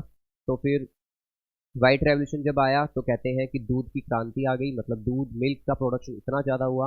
और आपको ये भी पता होना चाहिए आज पूरे इंडिया में मिल्क प्रोडक्शन में, पूरे वर्ल्ड के अंदर मिल्क प्रोडक्शन में इंडिया नंबर 1 है, ठीक है, क्योंकि मिल्क से रिलेटेड काफ़ी जो प्रोडक्ट होते हैं वो कंज्यूम करते हैं, आप सब भी करते हैं, है ना। लाइक आपका कर्ड हो गया, पनीर हो गया, ठीक है, घी, बटर, मिल्क एटसेट्रा। तो ये ग्रीन रेवोल्यूशन क्या था, इंडिया के अंदर कुछ ऐसा आया कि क्या हुआ, सब कुछ चेंज कर दिया उन्होंने, ठीक। मैं आपको बताता हूँ 1964 की बात। 1964 के अंदर क्या हुआ, जो हमारे इंडिया के फर्स्ट प्राइम मिनिस्टर थे जवाहरलाल नेहरू, उनकी डेथ होती है 64 में, क्योंकि पता है जवाहरलाल नेहरू को थ्रोट कैंसर था, ठीक है, थ्रोट मतलब गला, गले के अंदर कैंसर था, उनकी डेथ हो जाती है। उसके बाद इंडिया के सामने एक बिग प्रॉब्लम क्रिएट हो गई कि आखिर नेक्स्ट पीएम बनाए किसे, तो हमने बनाया लाल बहादुर शास्त्री को। किसको बनाया, लाल बहादुर शास्त्री। ये भी 2 ईयर तक रहे, बट इन्होंने काफ़ी अच्छा काम किया। क्या काम किया, तो देखिए जब लाल बहादुर शास्त्री हमारे पीएम बने थे तब इंडिया 2 प्रॉब्लम को फेस कर रहा था, ठीक है। फर्स्ट प्रॉब्लम ये थी कि हमारे ऊपर चाइना ने अटैक किया था, ठीक है, तो हमारी आर्मी, जो हमारी सोल्जर्स है, उनको काफ़ी ज़्यादा मतलब मेहनत करनी पड़ रही थी, क्योंकि उस समय हमारे पास इतने अच्छे इक्विपमेंट्स, इतने अच्छे वेपन्स नहीं थे कि हम चाइना से लड़ सके, ठीक है। मैं 65 की बात कर रहा हूँ। देन उसके बाद क्या होता है, सेकंड आपका इंडिया के अंदर क्रॉप्स की कमी हो गई थी, मतलब हमारा एग्रीकल्चर सेक्टर इतना बुरा था, आप ये कह सकते हैं। जो मैं आपको फर्स्ट फार्मिंग टेक्निक पढ़ाई, प्रीमिटिव सब्सिस्टेंस फार्मिंग, वो था। हमारे पास न तो अच्छे इक्विपमेंट्स, न अच्छे सीड्स, फर्टिलाइजर्स भी नहीं थे, ठीक है, कोई भी मशीन्स नहीं थी, तो मतलब हमारे इंडिया को लेके फार्मर्स की कंडीशन बहुत ही गंदी थी, ओके। तो इससे क्या हुआ, इससे हमारे इंडिया के अंदर काफ़ी ज़्यादा प्रोडक्शन की कमी हुई, क्रॉप्स की कमी हुई, और जो भी हम ये सीरियल्स वाली क्रॉप्स खाते हैं इनमें काफ़ी ज़्यादा दिक्कत हुई, ठीक। तो मतलब इंडिया एक प्रकार से फेमाइन का सामना कर रहा था। फेमाइन क्या होता है, अकाल, है ना, मतलब इंडिया में जो क्रॉप्स थी उनकी कमी हो गई, हमें खाने को ही नहीं मिल रहा, ऊपर से हम पे अटैक हो रहा, तो फिर लाल बहादुर शास्त्री एक ऐसे प्राइम मिनिस्टर थे जो कि काफ़ी मतलब अच्छे माने जाते हैं, ठीक है, इन टर्म्स ऑफ आपके एथनिक्स, ठीक है, मॉरलिटी के अंदर। उन्होंने उपवास रखना स्टार्ट किया, उपवास मतलब फास्ट, ठीक है, जिसे आप वर्त भी कहते हो। उन्होंने कहा कि हमारी आर्मी को सबसे ज़्यादा जरूरत है अभी किस चीज़ की, क्रॉप्स की, खाने की, क्योंकि अगर वो अच्छे से खाएंगे, अगर उनको फूड मिलेगा तो क्या होगा, वो अच्छे से लड़ाई भी कर पाएंगे, ठीक है, क्या पता इंडिया को भी विन करा दे। बट हमारे इंडिया के अंदर तो क्रॉप्स की कमी हो रही है, हमारे पास खाने को था ही नहीं, ठीक है, क्रॉप्स ही नहीं थे। फिर हमने क्या किया, हमने मदद मांगी, हेल्प मांगी अमेरिका से। तो हमने अमेरिका को कहा कि आप हमें कुछ वीट दे दो, ठीक है, कि आप हमें कुछ गेहूं दे दो ताकि हमारे इंडिया के अंदर इन चीज़ों की कमी ना हो। बट आपको जान के थोड़ा सा सरप्राइज होगा कि उस समय अमेरिका के साथ हमारे रिलेशंस इतने अच्छे नहीं थे और अमेरिका ने हमें बहुत ही लो क्वालिटी वाला वीट सेंड किया, ठीक है। तो जब लाल बहादुर शास्त्री ने वो वीट को उठाया, वो वीट को देखा, तो वीट में फंगस लगा हुआ था, वीट काफ़ी ज़्यादा खराब था।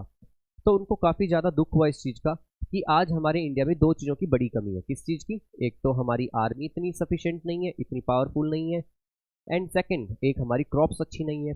तो लाल बहादुर शास्त्री को मतलब थोड़ा सा गुस्सा तो आया ही, लेकिन उन्होंने एक करेज भी आया, साहस आया, उन्होंने एक बात निश्चित की कि अब इंडिया में कभी इन दोनों चीज़ों की कमी नहीं होगी। तो उन्होंने एक नारा दिया, जय जवान जय किसान। क्या, जय जवान जय किसान। अब सबको पता है ये स्लोगन, ठीक है, ये लाल बहादुर शास्त्री ने दिया था उस समय, जय जवान एंड जय किसान। मतलब हमें इंडिया के अंदर दो को सबसे ज्यादा स्ट्रेंथ देनी है, पावरफुल बनाना है। एक तो है जवान, जवान मतलब आपके आर्मी, आपकी मिलिट्री, और सेकंड है आपके फार्मर्स, ठीक है, किसान मतलब फार्मर्स। तो उसके बाद इंडिया में 1960s का डिकेड चल रहा था, तो इंडिया में आता है ग्रीन रेवोल्यूशन। ग्रीन रेवोल्यूशन क्या था अभी हम पढ़ेंगे तो आपको पता लग जाएगा। मतलब आज इंडिया इतना ज़्यादा प्रोडक्शन कर रहा है कि हम वर्ल्ड में नंबर 1 या नंबर 2 पे हैं हर क्रॉप्स में, ध्यान रखना, ठीक है। मतलब मोस्टली जो क्रॉप्स है उनके अंदर हमारी रैंक जो है नंबर 1 या नंबर 2 है, ठीक। तो सोचो आज इंडिया ने कितना ज़्यादा ग्रो किया इस चीज़ में। ये किसकी वजह से हुआ, सिर्फ ग्रीन रेवोल्यूशन की वजह से। तो ऐसा क्या था ग्रीन रेवोल्यूशन में, क्या कर लिया हमने। सेकंड, अगर आर्मी की बात की जाए तो आपको पता है 4th नंबर पे सबसे पावरफुल और सबसे लार्जेस्ट आर्मी है हमारे पास, इंडिया के पास, है ना। तो इंडिया की आर्मी वैसे भी आपको पता है काफ़ी ज़्यादा अच्छी मानी जाती है। और आप लोग भी आई थिंक सभी आर्मी पब्लिक स्कूल्स की, जैसे आर्मी पब्लिक स्कूल होता है, सैनिक स्कूल होते हैं, मिलिट्री स्कूल्स होते हैं, इन्हीं की प्रिपरेशन कर रहे हैं। तो देखिए आर्मी आज सबसे इंपॉर्टेंट है और हम सब इंडिया के अंदर इन दोनों की तो रिस्पेक्ट हमेशा ही और हरदम करते हैं, किनकी, फार्मर्स की एंड आर्मी की। तो लाल बहादुर शास्त्री का समझ में आया सबको, क्या कहानी थी, कैसे आया ग्रीन रेवोल्यूशन और हमें क्या क्या प्रॉब्लम्स फेस करनी पड़ी। तो अब हम ये देखते हैं ग्रीन रेवोल्यूशन था क्या। तो ग्रीन रेवोल्यूशन आपको अगर ईयर पूछे तो ईयर तो इसका फिक्स नहीं है, बट आप ये कह सकते हैं कि हाँ ये 1960s के डिकेड में आया था। कब आया, 1960s के डिकेड में, ठीक है। तो देखिए मैकेनिकल हाई यील्डिंग वेराइटीज, इसमें सबसे मोस्ट इंपॉर्टेंट आपको ये पता होना चाहिए HYV, ये स्टार्टिंग में भी आया था, मैंने आपको समझाया नहीं, अब बता देता हूँ। High yielding variety of seeds, ऐसे सीड्स जो कि थोड़े ही एरिया पे अगर ग्रो किए जाएं तो ये काफ़ी ज़्यादा प्रोडक्शन देते हैं, ठीक है। मतलब एक गुड क्वालिटी सीड्स कह सकते हो आप। आपने देखा होगा कभी कभी, अगर आप लोगों ने कभी कोई सीड ग्रो किया होगा तो मुश्किल से अगर हम 10 सीड डालते हैं तो उनमें से 2 या 3 ही प्लांट ग्रो होते हैं, बाकी सीड्स क्या होते हैं, वो डैमेज हो जाते हैं, ठीक है, उनमें फंगस लग जाता है या फिर और किसी रीजन से वो खराब हो जाते हैं। बट जो HYV सीड्स होते हैं ये एक एक सीड, मतलब अगर आपने 10 सीड डाले हैं तो 10 के 10 सीड ही ग्रो होंगे, क्रॉप्स ग्रो होंगी, ठीक है। इन्हें क्या कहते हैं हम, HYV seeds. Mechanisation of agriculture, तो ग्रीन रेवोल्यूशन में क्या हुआ, सबसे पहली चीज हमारे जो फार्मर्स थे वो कैसे सीड यूज कर रहे थे, बहुत ही आउटडेटेड, ठीक है। लेकिन अब कैसे होने लगे, हमारे बहुत ही high yielding variety seed. Second, mechanisation of agriculture, हमने एग्रीकल्चर का मैकेनाइजेशन कर दिया, मतलब अब हमने एग्रीकल्चर में मशीन्स यूज करना स्टार्ट कर दिया। जैसे मैंने आपको प्रीमिटिव सब्सिस्टेंस फार्मिंग दिखाया था, उसमें किसान क्या यूज कर रहा था, हल, ठीक है, और ऑक्स थे। अब हमने काफ़ी सारी मशीन्स यूज कर दी, ट्रैक्टर्स और काफ़ी सारे इक्विपमेंट्स ऐसे यूज करना स्टार्ट कर दिया। Third, use of chemical fertilisers and pesticides, ठीक है। अब हम ऐसे ऐसे फर्टिलाइजर्स यूज करने लगे जो कि हमारी क्रॉप्स के लिए अच्छे थे, और हमने पेस्टिसाइड्स भी अच्छे यूज करने स्टार्ट कर दिए। क्योंकि पहले हम क्या देखते हैं, पहले कि इंडिया के अंदर जो था, जो हमारी क्रॉप्स हम ग्रो कर रहे थे वो क्या हो रही थी, डैमेज हो रही थी, कभी उनमें इंसेक्ट लग रहे, कभी पैरासाइट्स लग रहा। बट अब क्या होने लगा, हमने अच्छे रूप से यूज करने लगे। तो फर्टिलाइजर पेस्टिसाइड्स यूज होंगे तो अगर क्रॉप्स आपकी डैमेज नहीं होंगी तो प्रोडक्शन कैसा होगा, बहुत अच्छा। फोर्थ वन, इरिगेशन प्रोसेस, हमने ग्रीन रेवोल्यूशन में इरिगेशन प्रोसेस यूज करना स्टार्ट कर दिया। हमारे इंडिया में फार्मर्स मोस्टली डिपेंड रहते थे मॉनसून पे। अगर मॉनसून अच्छा हुआ तो क्रॉप्स होगी, अगर 2 या 3 ईयर बारिश अच्छी नहीं हुई या फिर बारिश बहुत ज़्यादा हुई, अगर रेनफॉल हैवी हो चुकी है तो फिर क्या होगा, क्रॉप्स तो डैमेज हो जाएंगी। लेकिन अब क्या हो गया, हमने इरिगेशन यूज करने लगे। आज आपको पता है उत्तर प्रदेश नंबर 1 है स्टेट्स में जो इरिगेशन फैसिलिटीज को यूज करता है। ये इरिगेशन क्या होता है, सपोज ये आपकी रिवर फ्लो हो रही है, ठीक है, तो हम क्या करते हैं, रिवर का पानी तो ओशन में जा रहा है, तो यहाँ पर हमारे अगर लैंड है, फार्म है, यहाँ पर हमारे काफ़ी सारे खेत है, तो इन तक हमने क्या किया, ट्यूबवेल्स लगाए, ठीक है, कैनाल्स बना ली, ठीक। इससे हम क्या करते हैं, इरिगेशन करते हैं। इरिगेशन मतलब अब आपके घर में सबके पास पोट है, गमले हैं, आप उनमें डेली वाटरिंग करते हैं ना। अगर 3 या 4 दिन वाटरिंग नहीं करेंगे तो क्या होगा, आपके प्लांट डैमेज हो जाएंगे। बट ये सोचो जो फार्मर के पास लैंड है, इतने बड़े बड़े आपके फार्म हाउस है, इतनी बड़ी फार्म लैंड है, एग्रीकल्चर कर रहा है, तो उनको भी तो वाटर चाहिएगा, तो वाटर कहाँ से देंगे, इसे ही कहते हैं irrigation process. In India green revolution commended in the early 1960s, ठीक है। तो इंडिया में कब आया है, 1960s की डिकेड में green revolution, specially in Punjab, Haryana and Uttar Pradesh. और ये कहाँ कहाँ फैला आपका, पंजाब, हरियाणा एंड उत्तर प्रदेश। आज भी आप देख सकते हैं ये तीनों ही स्टेट एग्रीकल्चर में काफ़ी टॉप पे रहते हैं, ठीक है, काफ़ी अच्छा इनका रिस्पॉन्स है, ठीक। आगे, the father of Indian green revolution renowned agriculture scientist doctor MS Swaminathan. ये आपको पता होना चाहिए, इंडिया के अंदर जो फादर माने जाते हैं किनके, ग्रीन रेवोल्यूशन के, मतलब ग्रीन रेवोल्यूशन लाने के लिए सबसे ज़्यादा कंट्रीब्यूशन या फिर फादर हम किसे कह सकते हैं, MS स्वामीनाथन को। ये आपको पिक नजर आ रही है, ये है MS स्वामीनाथन, ओके। अगर आपसे बात की जाए कि वर्ल्ड के अंदर ये ग्रीन रेवोल्यूशन लाया कौन था, क्यों, मतलब ये किसी का तो कॉन्सेप्ट रहा होगा ना, इंडिया ने तो मतलब किसी से देखा सीखा, देन उसको इंडिया में इम्प्लाई किया एंड इम्प्लीमेंट जब किया तो काफ़ी अच्छा रिजल्ट आया। तो सेम ऐसे ही अगर वर्ल्ड लेवल की बात की जाए तो उनका नाम है नॉर्मन बोरलॉग, जो मैंने हाईलाइट कर रखा है, ठीक है। ये दोनों नाम आपको अच्छे से लर्न होने चाहिए कि इंडिया में फादर कौन था ग्रीन रेवोल्यूशन का और वर्ल्ड में कौन था। Norman Borlaug is known as the father of green revolution in the world, ठीक। ये आप इनकी पिक देख सकते हैं, ये है नॉर्मन बोरलॉग। तो क्लियर, तो ये चैप्टर हमारा कंप्लीट होता है, life of farmer and farming techniques in India, ठीक। जब भी आपकी मैराथन क्लासेस या फिर टेस्ट होंगे तो इससे रिलेटेड आपके MCQ क्वेश्चंस प्रिपेयर कर दिए जाएंगे और आप सभी इस चैप्टर को अच्छे से समझेंगे, ठीक है, लर्न करेंगे, क्योंकि ये चैप्टर काफ़ी इंपॉर्टेंट है। चलिए, थैंक यू सो मच।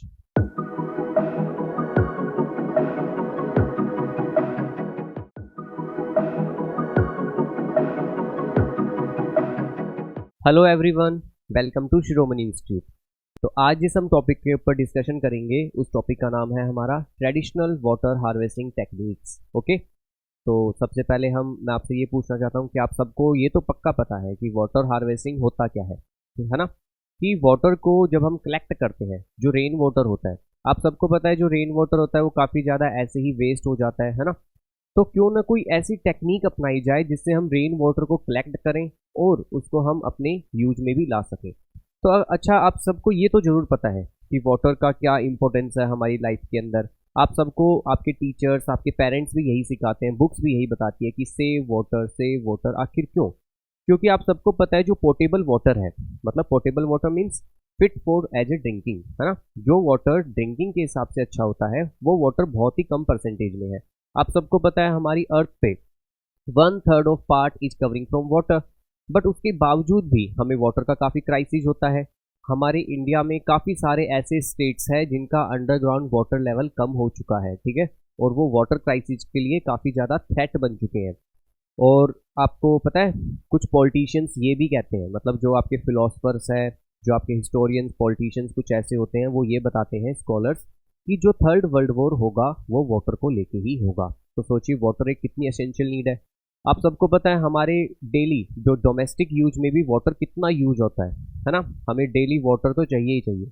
अब बात ये होती है मेन कि जो ड्रिंकिंग वाटर है वो, तो क्यों ना कुछ ऐसी टेक्निक्स अपनाई जाए कि जो रेनफॉल हो रही है, रेनफॉल के वाटर को हम क्या करें, एक्यूमुलेट कर लें, कंजर्व कर लें, कलेक्ट करके उसका फिर यूज करें। तो आप कहोगे सर उसका यूज कहाँ होगा, तो उसका यूज हम ड्रिंकिंग के लिए कर सकते हैं, उसका यूज हम प्लांटेशन में कर सकते हैं, ठीक है, इरिगेशन में कर सकते हैं, हमारे हाउस होल्ड कोई भी अगर कोई वर्क होता है उसमें यूज कर सकते हैं। तो वाटर हार्वेस्टिंग तो बहुत ही इंपॉर्टेंट है ना, ये आप सबको पता है। तो आज हम ये देखेंगे क्या इंडिया के अंदर ये अभी से स्टार्ट हुआ है या फिर एंशिएंट टाइम से यूज किया जा रहा है।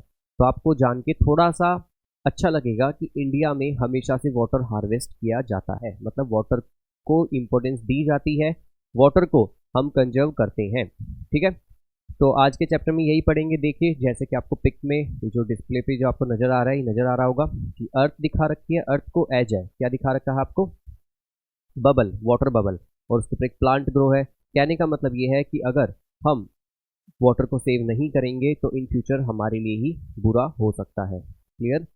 तो ये है हमारी वाटर हार्वेस्टिंग चैप्टर। ठीक है, ट्रेडिशनल वाटर हार्वेस्टिंग। चलिए स्टार्ट करते हैं। सबसे फर्स्ट जो वाटर हार्वेस्ट होता है ये इंडिया के क्या सभी स्टेट्स में किया जाता है? बिल्कुल। और आने वाले टाइम मैं तो आपको ये बता दूं कि आने वाले टाइम ये कंपलसरी हो जाना चाहिए सभी स्टेट्स में, क्योंकि अगर हम वाटर की इंपॉर्टेंस अब नहीं समझेंगे तो फिर कब? क्योंकि वाटर सबसे इंपॉर्टेंट है, ये तो आप सबको पता है वाटर का क्या रोल है हमारी लाइफ में, डेली लाइफ में। तो वाटर को हार्वेस्ट करना काफ़ी ज़रूरी है। तो देखिए water harvesting is a sustainable practice that involves collecting, storing and using rain water for various purpose. जो वाटर हार्वेस्टिंग होती है इसके अंदर प्रैक्टिस किया जाता है कि वाटर को कलेक्ट करना, ठीक है, वाटर को कलेक्ट किया जाता है, स्टोर किया जाता है, एंड यूजिंग रेन वाटर, और रेन वाटर को हम यूज करेंगे किसके लिए? वेरियस पर्पज के लिए। Okay, and rainwater harvesting is a great way to collect and store rainwater for various uses like irrigation, washing and drinking। और जो आप वो वाटर जो कि जिस भी वाटर को लाइक रेन वाटर है, अगर उसको आप स्टोर कर रहे हैं तो इससे क्या होगा? आप इस पर ड्रिंकिंग के लिए यूज कर सकते हैं, वॉशिंग के लिए यूज कर सकते हैं, एंड इरीगेशन के लिए भी यूज कर सकते हैं। वाटर को तो आप काफ़ी डिफरेंट टाइप से कर सकते हैं। जैसे देखिए हम लोग मोस्टली लोग हम सिटी में रहते हैं, ठीक, लाइक जैसे मैं दिल्ली में रहता हूँ, आप लोग भी किसी अच्छे शहर में रहते होंगे। तो सिटी में क्या होता है, जब थोड़ा सा रेनफॉल होता है तो वाटर लॉगिंग हो जाता है। सबने देखा है कि मतलब पानी भर जाता है जगह जगह, है ना। तो इससे क्या होता है, जो वाटर लॉगिंग होता है उससे काफ़ी डिफिकल्टीज होती है जो आम जो जनरल पीपल्स हैं उनको एंड सभी को। तो हमारे पास कुछ भी ऐसा सिस्टम नहीं है, क्योंकि रेन वाटर, सपोज कीजिए आप जब रेनफॉल होती है तो आपकी रूफ के ऊपर कितना वाटर कलेक्ट होता है, इमेजिन किया आप लोगों ने, काफ़ी ज़्यादा होता है ना, वाटर कलेक्ट हो जाता है। तो हम क्या करते हैं, हमारे जो रूफ होती है उसके ऊपर एक ड्रेनेज सिस्टम होता है, एक पाइप होता है जिसके थ्रू सारा का सारा वाटर कहाँ चला जाता है? ड्रेनेज में, ड्रेन्स में चला जाता है, नालों में चला जाता है, लाइक। तो अब देखिए क्यों ना कुछ ऐसा किया जाए कि इस वाटर को हम कंजर्व कर लें, यूज कर लें, क्योंकि रेनफॉल तो आपको पता है एवरी ईयर होता है और वाटर की हम सबको कमी है। चलिए देखिए मैं आपको बताता हूँ, जैसे कि मैं राजस्थान से हूँ, ठीक है, मैं राजस्थान में जिस डिस्ट्रिक्ट से हूँ वो है चूरू, ठीक है, एंड चूरू के अंदर सालासर आप सबने नाम सुना होगा, ठीक। तो जो मेरा डिस्ट्रिक्ट है चूरू, तो वो काफ़ी डेजर्ट वाला एरिया माना जाता है ना, जैसे जैसलमेर, बाड़मेर, बीकानेर एंड चूरू। तो मैं आपको बता रहा हूँ, मैं तो लाइव एग्जाम्पल हूँ आप सबके सामने, ठीक है। जो हमारा घर है राजस्थान के अंदर, उसमें हमारे घर की जो रूफ है, तो हमारी रूफ के ऊपर क्या है? 2 ड्रेनेज सिस्टम है। कितने सिस्टम है? 2 ड्रेनेज सिस्टम है। क्या कर रखा है हमने? एक ड्रेनेज सिस्टम ऐसा है जो कि आप सबके नॉर्मली होता है, ठीक है, आप सबके घर पे ड्रेनेज सिस्टम होता है ना, पाइप होता है एक, है ना, अगर ज़्यादा बारिश होती है तो सारा पानी कलेक्ट होकर उससे नीचे आ जाता है रूफ से। तो हमारे भी ऐसा है एक पाइप। तो हम क्या करते हैं, जो फर्स्ट और सेकंड मॉनसून जब आता है, जब इसकी रेनफॉल होती है, तो हम क्या करते हैं, उन 2 रेनफॉल के अंदर हमारी रूफ को क्लीन कर लेते हैं, पहले हम हमारी छत साफ करते हैं, धो लेते हैं अच्छे से, ठीक है। जब 3rd या 4th रेनफॉल होती है तो हम क्या करते हैं, उस ड्रेनेज को बंद कर देते हैं जो कि बाहर जा रहा था पानी। अब हम एक नया ड्रेनेज को ऑन करते हैं। वो ड्रेनेज का सिस्टम पता है कहाँ से होता है? हमारे घर के नीचे। देखिए सपोज कीजिए जैसे कि ये मेरा घर है, ठीक है, तो मेरे घर के नीचे हमने क्या बना रखा है, एक टैंक बना रखा है, सीमेंटेड, ओके, लाइक बिल्कुल रूम की तरह। आप ये कह सकते हो एक अंडरग्राउंड रूम ही है। और इसके यहाँ पर क्या है, एक होल सा होता है, ठीक, मतलब एक खोलने का होता है जिसमें से हम पानी निकालते हैं। तो हम क्या करते हैं, जो फर्स्ट बारिश हुई, सेकंड बारिश हुई, ठीक है, उसके अंदर जो वाटर हमारी छत के ऊपर कलेक्ट हुआ, तो एक पाइप आता है वो यहाँ, और एक पाइप कहाँ होता है? बाहर। तो ये तो बाहर वाला आउटलेट वाला होता है, ये हम बाहर फ्लो कर देते हैं। लेकिन हम क्या करते हैं, इस पाइप को ऑफ कर देते हैं, इस पाइप को ऑन कर देते हैं, तो वो सारा पानी, बारिश का पानी हमारे इस टैंक में जमा हो जाता है। और आपको पता है 1 ईयर 2 ईयर तक हम इस पानी को यूज करते हैं फॉर अ ड्रिंकिंग पर्पज, अभी भी, यस अभी भी, ठीक है। और ये राजस्थान के अंदर अभी कुछ डिस्ट्रिक्ट में है, बट आने वाले टाइम आप सभी देखेंगे ये इंडिया में कंपलसरी हो जाएगा। You know why? Because water is short, है ना, क्योंकि पानी की कमी होती है। तो मैं तो आप सबके सामने देखिए लाइव एग्जांपल हूँ, ठीक है, मैं राजस्थान से, मैंने आपको बताया हमारे वाटर हार्वेस्टिंग की जाती है, जो रेन वाटर हार्वेस्टिंग होती है वो कैसे करते हैं। तो इंडिया के बहुत सारे पार्ट ऐसे हैं जहाँ पर ये किया जाता है, खासकर राजस्थान में तो खासकर, ठीक है। तो मतलब वहाँ पर हम लोग वाटर की इंपॉर्टेंस समझते हैं, क्यों? क्योंकि हमारे वहाँ पर अंडरग्राउंड वाटर नहीं है, अगर है भी तो वो इतना डीप है, इतना नीचे है कि हम उसको अगर निकालते भी हैं तो वो खारा, ठीक है, सलाइन वाटर होता है, इतना ज़्यादा सॉल्टी वाटर कि आप उसको पीना तो दूर की बात, मतलब आप उसको टेस्ट भी नहीं कर सकते, बहुत ही ज़्यादा सॉल्टी। तो फिर वाटर कहाँ से आएगा? तो हम लोग क्या करते हैं वहाँ पर वाटर को रेन वाटर हार्वेस्टिंग करते हैं। अब हम बात करेंगे जो आपके एग्जाम्स में क्वेश्चन आते हैं वो, ठीक है। एग्जाम्स में आपके क्या आता है कि water harvesting techniques in India, India में अलग अलग जगहों पे अलग अलग वाटर हार्वेस्टिंग टेक्निक्स की जाती है, उनको किस नाम से बोला जाता है और कौन सी टेक्निक कहाँ यूज होती है, आपके एग्जाम्स में यही क्वेश्चन आते हैं। देखिए जो आज हम ये टॉपिक कर रहे हैं ये टॉपिक बहुत ही छोटा है फर्स्ट ऑफ ऑल, ठीक है, बट ये जितना छोटा है उतना ही ज़्यादा इंपॉर्टेंस भी है। क्यों है इंपॉर्टेंट? क्योंकि इसमें आपको ये तो पूछा नहीं जाएगा कि वाटर हार्वेस्टिंग क्या होती है, कैसे करते हैं, ये तो बिल्कुल ईजी, आप सबको भी पता है। इसमें ये पूछा जाता है कि कौन सी वाटर हार्वेस्टिंग की टेक्निक किस स्टेट में किस नाम से बोली जाती है, ठीक है। जैसे लाइक आपको भी मैं कराऊंगा जोहड़, ठीक है, जोहड़, टांका, नाड़ी, ये किस स्टेट में बोला जाता है? क्योंकि हर स्टेट वाटर को हार्वेस्ट करता है, वाटर को कलेक्ट करता है, और जो कलेक्ट करने का तरीका होता है हर स्टेट का आपका अलग अलग है।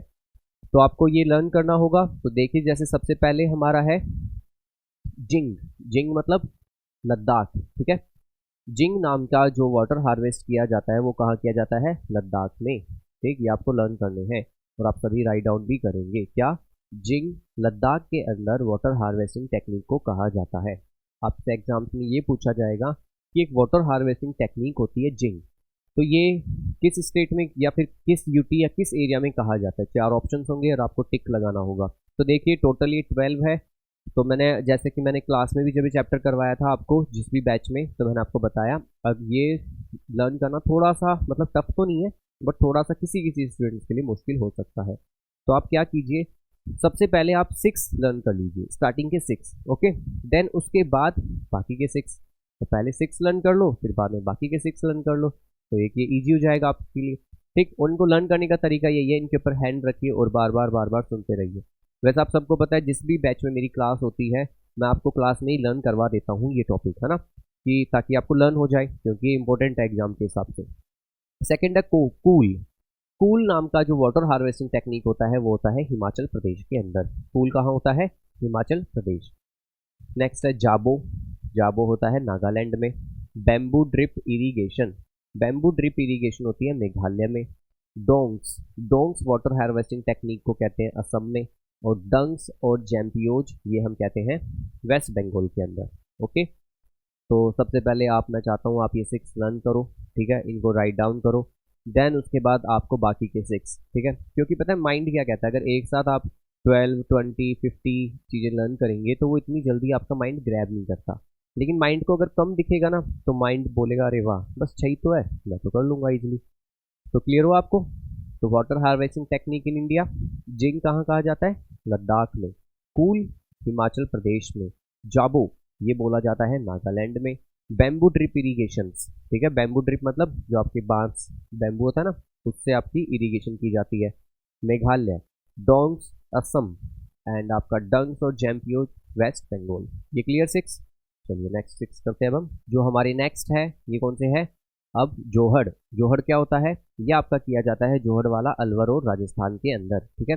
ये क्या होते हैं मैं अभी आपको उनकी पिक शो करता हूँ, ठीक है, जब पिक शो करूंगा तब आपको पता लग जाएगा कि जोहड़ ऐसा एक टेक्निक जहाँ पर वाटर को हार्वेस्ट किया जा रहा है, वाटर को कंजर्व किया जा रहा है। राजस्थान के अंदर एक डिस्ट्रिक्ट है अलवर, वो वहाँ के जो पीपल्स हैं वो क्या कहते हैं वाटर हार्वेस्ट को? जोहड़, ठीक है। इसके अलावा नाडी, नाडी ये कहा जाता है जोधपुर के अंदर। नाडी कहाँ कहा जाता है? जोधपुर में, ठीक है। एंड इसके अलावा आपका है अहर पाइन, अहर पाइन बोला जाता है बिहार में, ठीक है। जो वाटर को टेक्निक, जो वाटर को कलेक्ट करने की टेक्निक है उसे बिहार में क्या कहते हैं? अहर पाइन। मैं आप सबको भी इनकी पिक दिखाऊंगा तब आपको क्लियर हो जाएगा। अगर आपने काफी नो देखा भी होगा आप कहेंगे अरे सर ये तो हमने देखा है, बट आपको अभी ये वर्ड से क्लियर नहीं हो रहा। आई नो ये थोड़े से वर्ड स्ट्रेंज है, ठीक है, थोड़े से अटपटे से वर्ड है, ठीक है, आपको लर्न करने मुश्किल था, इसलिए मैंने कहा कि आप इनको कट करके कर लेना। जैसे टोटल अगर 15 है या टोटल 20 है तो 10-10 कर लो, टोटल 12 है तो 6-6 कर लो। नेक्स्ट है वीरदास, ये भी एक वाटर हार्वेस्टिंग की टेक्निक है। ये वीरदास नाम की वाटर हार्वेस्टिंग टेक्निक को रण ऑफ कच्छ में कहा जाता है, ठीक है, जो गुजरात में है। आप सबको पता है रण ऑफ कच्छ कहाँ पे है? इन गुजरात। और गुजरात में इसे क्या कहा जाता है, वीर दास। ओके, नेक्स्ट है टांका, स्टेपवेल्स, कुंड, कुई। ठीक है, टांका, स्टेपवेल, कुंड एंड कुई, ये कहा जाता है राजस्थान के अंदर। कहाँ कहा जाता है, राजस्थान में। ठीक, इसके अलावा बावड़ी, बावरी, ठीक है, ये भी बोला जाता है कहाँ पर, राजस्थान के अंदर। तो क्लियर हो आप सबको ये। तो ये सबको आपको पहले राइट डाउन करना है, फिर लर्न करना है कि वाटर को जो कलेक्ट किया जाता है, वाटर हार्वेस्ट किया जाता है, इस टेक्निक को अलग अलग स्टेट्स में क्या बोला जाता है। आई थिंक क्लियर सबको। चलिए, वेरी गुड। अब मैं आपको इनकी पिक्स दिखा देता हूँ। ठीक है, बस ये चैप्टर इतना ही था। सुना है, ये चैप्टर काफ़ी शॉर्ट था, बस यही लर्न करने आपको सिर्फ कि किस एरिया में क्या कहा जाता है। तो अब चलिए, अब हम कुछ पिक्स देख लेते हैं जिससे आपको थोड़ा और क्लियर हो जाए। देखिए, ये है जोहड़। क्या है, जोहड़। समझ में आ रहा है आपको सबको, कितना बड़ा एरिया। देखिए यहाँ पर वैसे तो ग्रीनरी है, आई नो ये राजस्थान का ही है। ठीक है, ग्रीनरी इसलिए होगी शायद कि यहाँ पर आपके मानसून या फिर रेनफॉल हुआ होगा। तो देखिए ये क्या बना रखा है, ये पहले जो एंशियंट टाइम में जो हमारे किंग हुआ करते थे राजस्थान के अंदर, वो ये करते थे। ठीक है, ये एक प्रकार से सोशल वर्क माना जाता है। सोशल वर्क क्या होता है, अगर सपोज कीजिए आपके पास काफ़ी सारा पैसा है तो आप क्या करते हैं, कोई हॉस्पिटल्स ओपन करवाता है, कोई धर्मशाला, कोई स्कूल। तो राजस्थान के अंदर मेन तो भाई पानी की कमी है ना, वाटर शॉर्टेज है। तो वहाँ पर लोगों ने क्या स्टार्ट कर दिया, आपके जोहड़ बनाना स्टार्ट कर दिया। ठीक है, ये वाटर हार्वेस्ट की टेक्निक है। तो देखिए, आप देख सकते हैं ये जो जितने भी एरिया है, अगर इस एरिया में रेनफॉल होता है तो उन्होंने कुछ ये इस टाइप से बना रखा है कि जो भी रेनफॉल होगा, क्योंकि अगर इतने एरिया में होगा तो ये क्या हो जाएगा, पूरा फिल हो जाएगा। जैसे इस तालाब में तो पानी सूख गया, ये जो आपको जोहड़ दिख रहा है इसमें तो आपको कम ही वाटर दिख रहा है, क्योंकि देखिए दीवार यहाँ से काफ़ी सूखा सूखा नजर आ रहा है ना। यहाँ पे आपकी स्टेप वेल्स होती है, ये देखिए ये सीढ़ियाँ हैं, यहाँ से उतरो, जिसको पानी चाहिए पानी ले जाओ। ठीक है, अब तो इनकी इतनी इंपॉर्टेंस नहीं है क्योंकि गवर्नमेंट ने इतनी फैसिलिटी प्रोवाइड करा दी जा चुकी है कि हमारे घर में टैप वाटर आता है ना, सप्लाई का जो पानी है, ग्राउंड वाटर हो गया। बट ये एंशियंट टाइम में यूज किए जाते थे, और आपको पता है गवर्नमेंट इनको वापस से रिवाइव कर रही है। ठीक है, गवर्नमेंट चाह रही है कि हम फिर से इनको अच्छा करें। तो ये क्लियर हुआ आपको सबको, जोहड़। ठीक है, ये राजस्थान देखिए काफ़ी सुंदर है ना, ये काफ़ी अच्छा है। चलिए नेक्स्ट देखते हैं क्या आता है। नेक्स्ट आता है कूल। ठीक है, ये है पिक आपकी कूल की। ये कूल क्या था, कूल कहाँ था, कूल था हिमाचल प्रदेश के अंदर। ठीक है, आप देख सकते हैं, देखिए कितनी दूर से पानी आ रहा है, आ रहा है। तो ये रिवर नहीं है, कैनाल नहीं है, इन्होंने क्या किया, वाटर हार्वेस्टिंग का टेक्निक बना रखा है कुछ।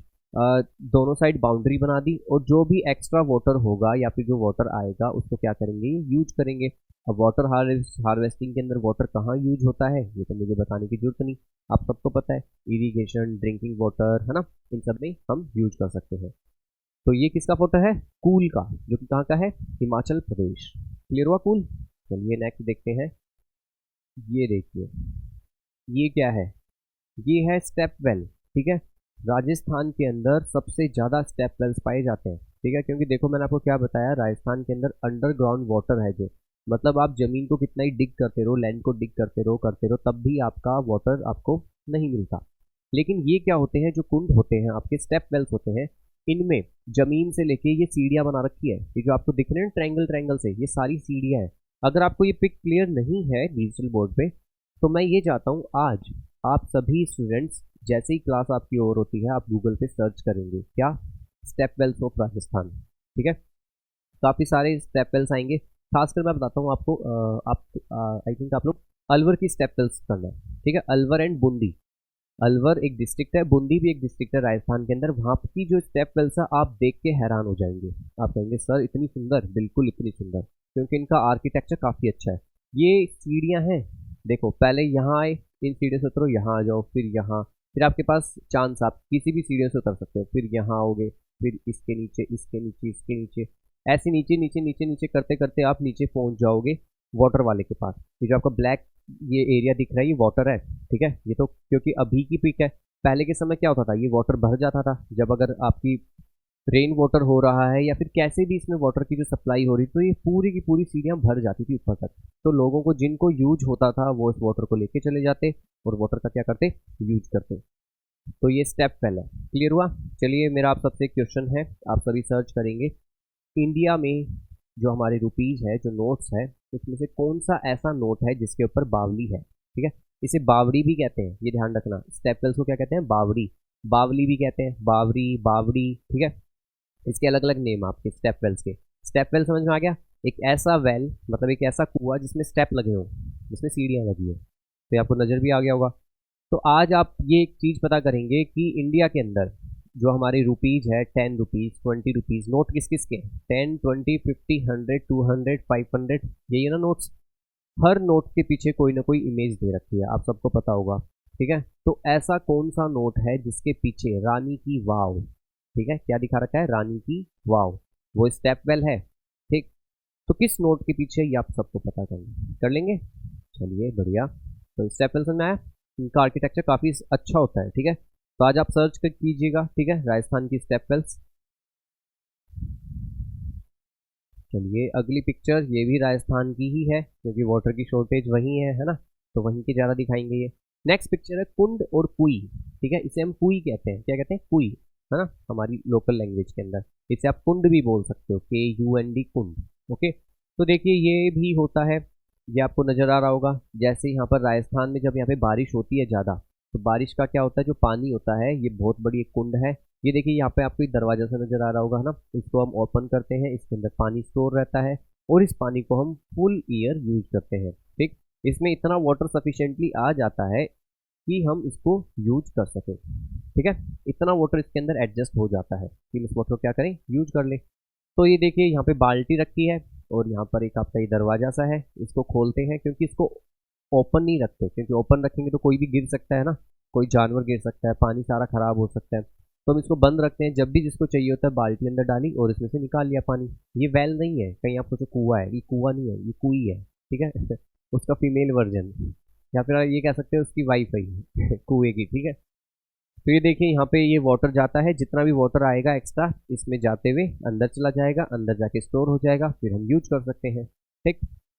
ये है वाटर हार्वेस्ट के टेक्निक्स हमारे इंडिया के अंदर। चलिए नेक्स्ट देखते हैं क्या है। तो नेक्स्ट ये आ गया आपका कुंड, ठीक है, ये आपको नज़र आ रहा होगा। ये पाइप्स जा रहे हैं कुछ, ये बाल्टी है, बाल्टी में पानी है, नीचे बहुत ही गहरा आपका कुआं है, ठीक है, और इसके अंदर क्या है, वाटर है। तो ये होता है कुंड। ये भी राजस्थान के अंदर मोस्टली टेक्निक को अपनाया जाता है। इसमें वाटर स्टोर हो जाता है बारिश का और उसको हम हर ईयर रिन्यू करते रहते हैं और उसको यूज करते हैं। जब भी पानी चाहिए होता है तो इसमें से पानी वाटर यूज होता है, ठीक है। क्लियर हुआ? काफ़ी गहरा है ना। चलिए नेक्स्ट, नेक्स्ट है आपका अहर पाइन। अहर पाइन क्या होता है, ये मैंने आपको बताया था।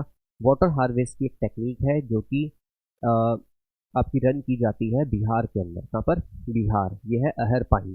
देखिए बिहार में मोस्टली जैसे रोड है, कच्चे रोड आपके, ठीक है, ये कुछ प्लांट्स लगे हैं, तो रोड के साइड में कुछ ऐसा डिग कर दिया जाता है जिसमें क्या होता है, जो भी पानी होता है बारिश का या जो एक्स्ट्रा वाटर होता है उसको ये सेव कर लेते हैं। फिर जैसे इनके आपको फील्ड्स नजर आ रहे होंगे, खेत नजर आ रहे होंगे, यहाँ से ये जो बाढ़ होती है, मेड होती है, इसको एक कट करते हैं, इसमें पानी छोड़ देते हैं, फिर इसको चाहिए तो इसको दे देते हैं, ठीक है। एक प्रकार से कह सकते हैं छोटी सी कैनाल है ये, ठीक। बट इसका नाम बिहार के अंदर ही क्या कहते हैं, अहर पाइन। क्या कहते हैं? अहर पाइन। तो ये सबको क्लियर कि किस स्टेट के अंदर कौन सी वाटर हार्वेस्टिंग की टेक्निक को कैसे रन किया जाता है। क्लियर हो गया? और आपको ये लर्न करने हैं स्टार्टिंग के पिक्स तो मैंने आपको इसलिए दिखाई था कि आपको क्लियर हो जाए। इसके बाद रेन वाटर हार्वेस्टिंग, ठीक है। रेन वाटर हार्वेस्टिंग देखते हैं अब क्या होता है। तो आप सबको पता है रेन वाटर हार्वेस्टिंग की जो बारिश का पानी होता है, जो रेन वाटर होता है, उसको कंजर्व करना। Rain water harvesting is the simple process to technology used to conserve rainwater by collecting, storing and purifying of rainwater that runs off from rooftops, ठीक है। जो रेन वाटर होता है उसको कलेक्ट करना, उसको स्टोर करना और उसको प्यूरिफाइंग करना, ठीक है। किस चीज़ के लिए? कहाँ से? रूफ टॉप से। मतलब ये कह रहे हैं कि आप सबको भी रेन वाटर हार्वेस्टिंग करनी चाहिए। हर साल मानसून आता है, हर साल काफ़ी ज़्यादा रेनफॉल होता है, इतना वाटर आपकी छत पे कलेक्ट होता है। सपोज कीजिए अगर आप लोग भी एक टैंक बनाएं, ठीक है, एक अंडरग्राउंड टैंक बनाएं और उसमें वो वाटर स्टोर कर लें, तो आप सोचो आप भी तो यूज कर सकते हैं, है कि नहीं। जैसे कि मैंने आपको अपना एग्जांपल दिया कि हमारे तो यूज होता है, हम तो वही पानी पीते हैं जब मैं राजस्थान जाता हूँ। और वो आपको पता है जो रेन वाटर होता है वो काफ़ी ज़्यादा फिट होता है हमारी हेल्थ के हिसाब से भी, है ना, काफ़ी अच्छा होता है वो। तो हम भी तो कर सकते हैं ऐसा। तो गवर्नमेंट चाहती है अब सभी लोग, आप एजुकेट जो भी हो, वाटर को कंजर्व करो, सेव करो और कैसे करोगे? रेन वाटर हार्वेस्टिंग से। तो जो भी आपके रूफ के ऊपर जो वाटर कलेक्ट हो रहा है उसे हमें क्या करना चाहिए? कंजर्व करना चाहिए। तो एडवांटेज क्या क्या है रेन वाटर हार्वेस्टिंग के? सबसे पहला, रिड्यूसिंग वाटर बिल। आपके जो वाटर के बिल आते हैं, मतलब जो आपके पानी का बिल आता है, आपको पता है आपके वाटर का भी बिल आता है। जैसे हमारी इलेक्ट्रिसिटी होती है, इलेक्ट्रिसिटी जितनी आप यूज करोगे, ज़्यादा यूज करोगे तो आपके बिल आता है। सेम ऐसे ही वाटर का भी बिल आता है। तो अगर आप रेन वाटर हार्वेस्टिंग करेंगे तो आपका वाटर बिल नहीं आएगा। सेकेंड, सेल्फ सस्टेनेबिलिटी, मतलब अब हम खुद कैपेबल हो जाएंगे कि हाँ हमारे पास पानी है, हमारा जो मन करें वो करें। आप अपने जो भी आपको पर्पज हो आप उसके लिए यूज कर सकते हैं। थर्ड, इरिगेशन क्रॉप्स, आप अपनी क्रॉप्स को इरिगेशन कर सकते हो। अब आपको डिपेंड नहीं रहना पड़ेगा कि हम ट्यूबवेल ऑन करें या फिर सप्लाई का पानी मंगवाएं या मॉनसून पे डिपेंड रहें कि कब बारिश होगी। जब आपको क्रॉप्स ग्रो करनी है कीजिए, एंड इसके बाद क्या कर सकते हैं? इरिगेशन कर सकते हैं इजीली, है ना। एंड इसके अलावा वाटरिंग लाइव स्टॉक्स, ठीक है। लाइव स्टॉक्स आप सबको पता है क्या होते हैं? लाइव स्टॉक्स का मतलब होता है हमारे एनिमल्स, ठीक है। जो हमारे, अगर हमने कोई पेट एनिमल रख रखे हैं तो हम उनको भी क्या दे सकते हैं? वो पानी दे सकते हैं पीने के लिए, तो उनके लिए यूज हो सकता है ना। Watering livestock. Recharging ground water aquifers, ठीक है। अगर आप ग्राउंड वाटर, जैसे मैंने आपको बताया हम सभी मोस्टली सिटी में रहते हैं ना, तो सिटी में जितनी भी हमारी जो जमीन है वो सारी कंक्रीट की है। कंक्रीट समझते हो आप? मतलब मोस्टली सीमेंटेड हो चुका है। कहीं हमें जमीन मिलती ही नहीं। पार्क मिलते हैं तो पार्क में ग्रास है, ठीक है, और पार्क भी बहुत रेयर है, ठीक। इसके अलावा जो वाटर है वो कहाँ जाएगा? क्योंकि गांव में तो क्या होता है आपकी कच्ची जमीन होती है ना, मतलब आपके सीमेंटेड नहीं है सब कुछ। तो वो वाटर क्या होता है? ग्राउंड वाटर में चला जाता है, और ग्राउंड वाटर हमारा हेल्दी रहता है, रिच रहता है। बट जो सिटी है उनमें तो सब कुछ सीमेंटेड है, तो सारा का सारा पानी ड्रेनेज में जाता है, ड्रेन्स में जाता है, ड्रेन्स में जाके आपका रिवर्स में चला जाता है, तो क्या फायदा? तो लेकिन अगर आप रेन वाटर हार्वेस्टिंग करते हैं तो आप रिचार्ज कर देते हैं ग्राउंड वाटर को भी। इसके अलावा डोमेस्टिक पर्पज, ठीक है, सच एज फ्लशिंग, हम डोमेस्टिक पर्पज में भी यूज कर सकते हैं। काफ़ी सारे डोमेस्टिक पर्पज में आप कुछ भी यूज कर सकते हैं। अगर आपके पास वाटर है, एक्स्ट्रा वाटर है, तो मैंने आपको कहा ड्रिंकिंग के लिए, वॉशिंग क्लोथ्स के लिए, कभी आप अपनी कार, बाईसाइकिल, मोटरसाइकिल इनको भी वॉश कर सकते हैं, घर में सफाई के लिए, ठीक है। एंड टॉयलेट्स, वॉशिंग क्लोथ्स और कुकिंग, आप इन सब चीज़ों के अंदर इनको यूज कर सकते हैं। तो ये क्लियर हुआ आपको?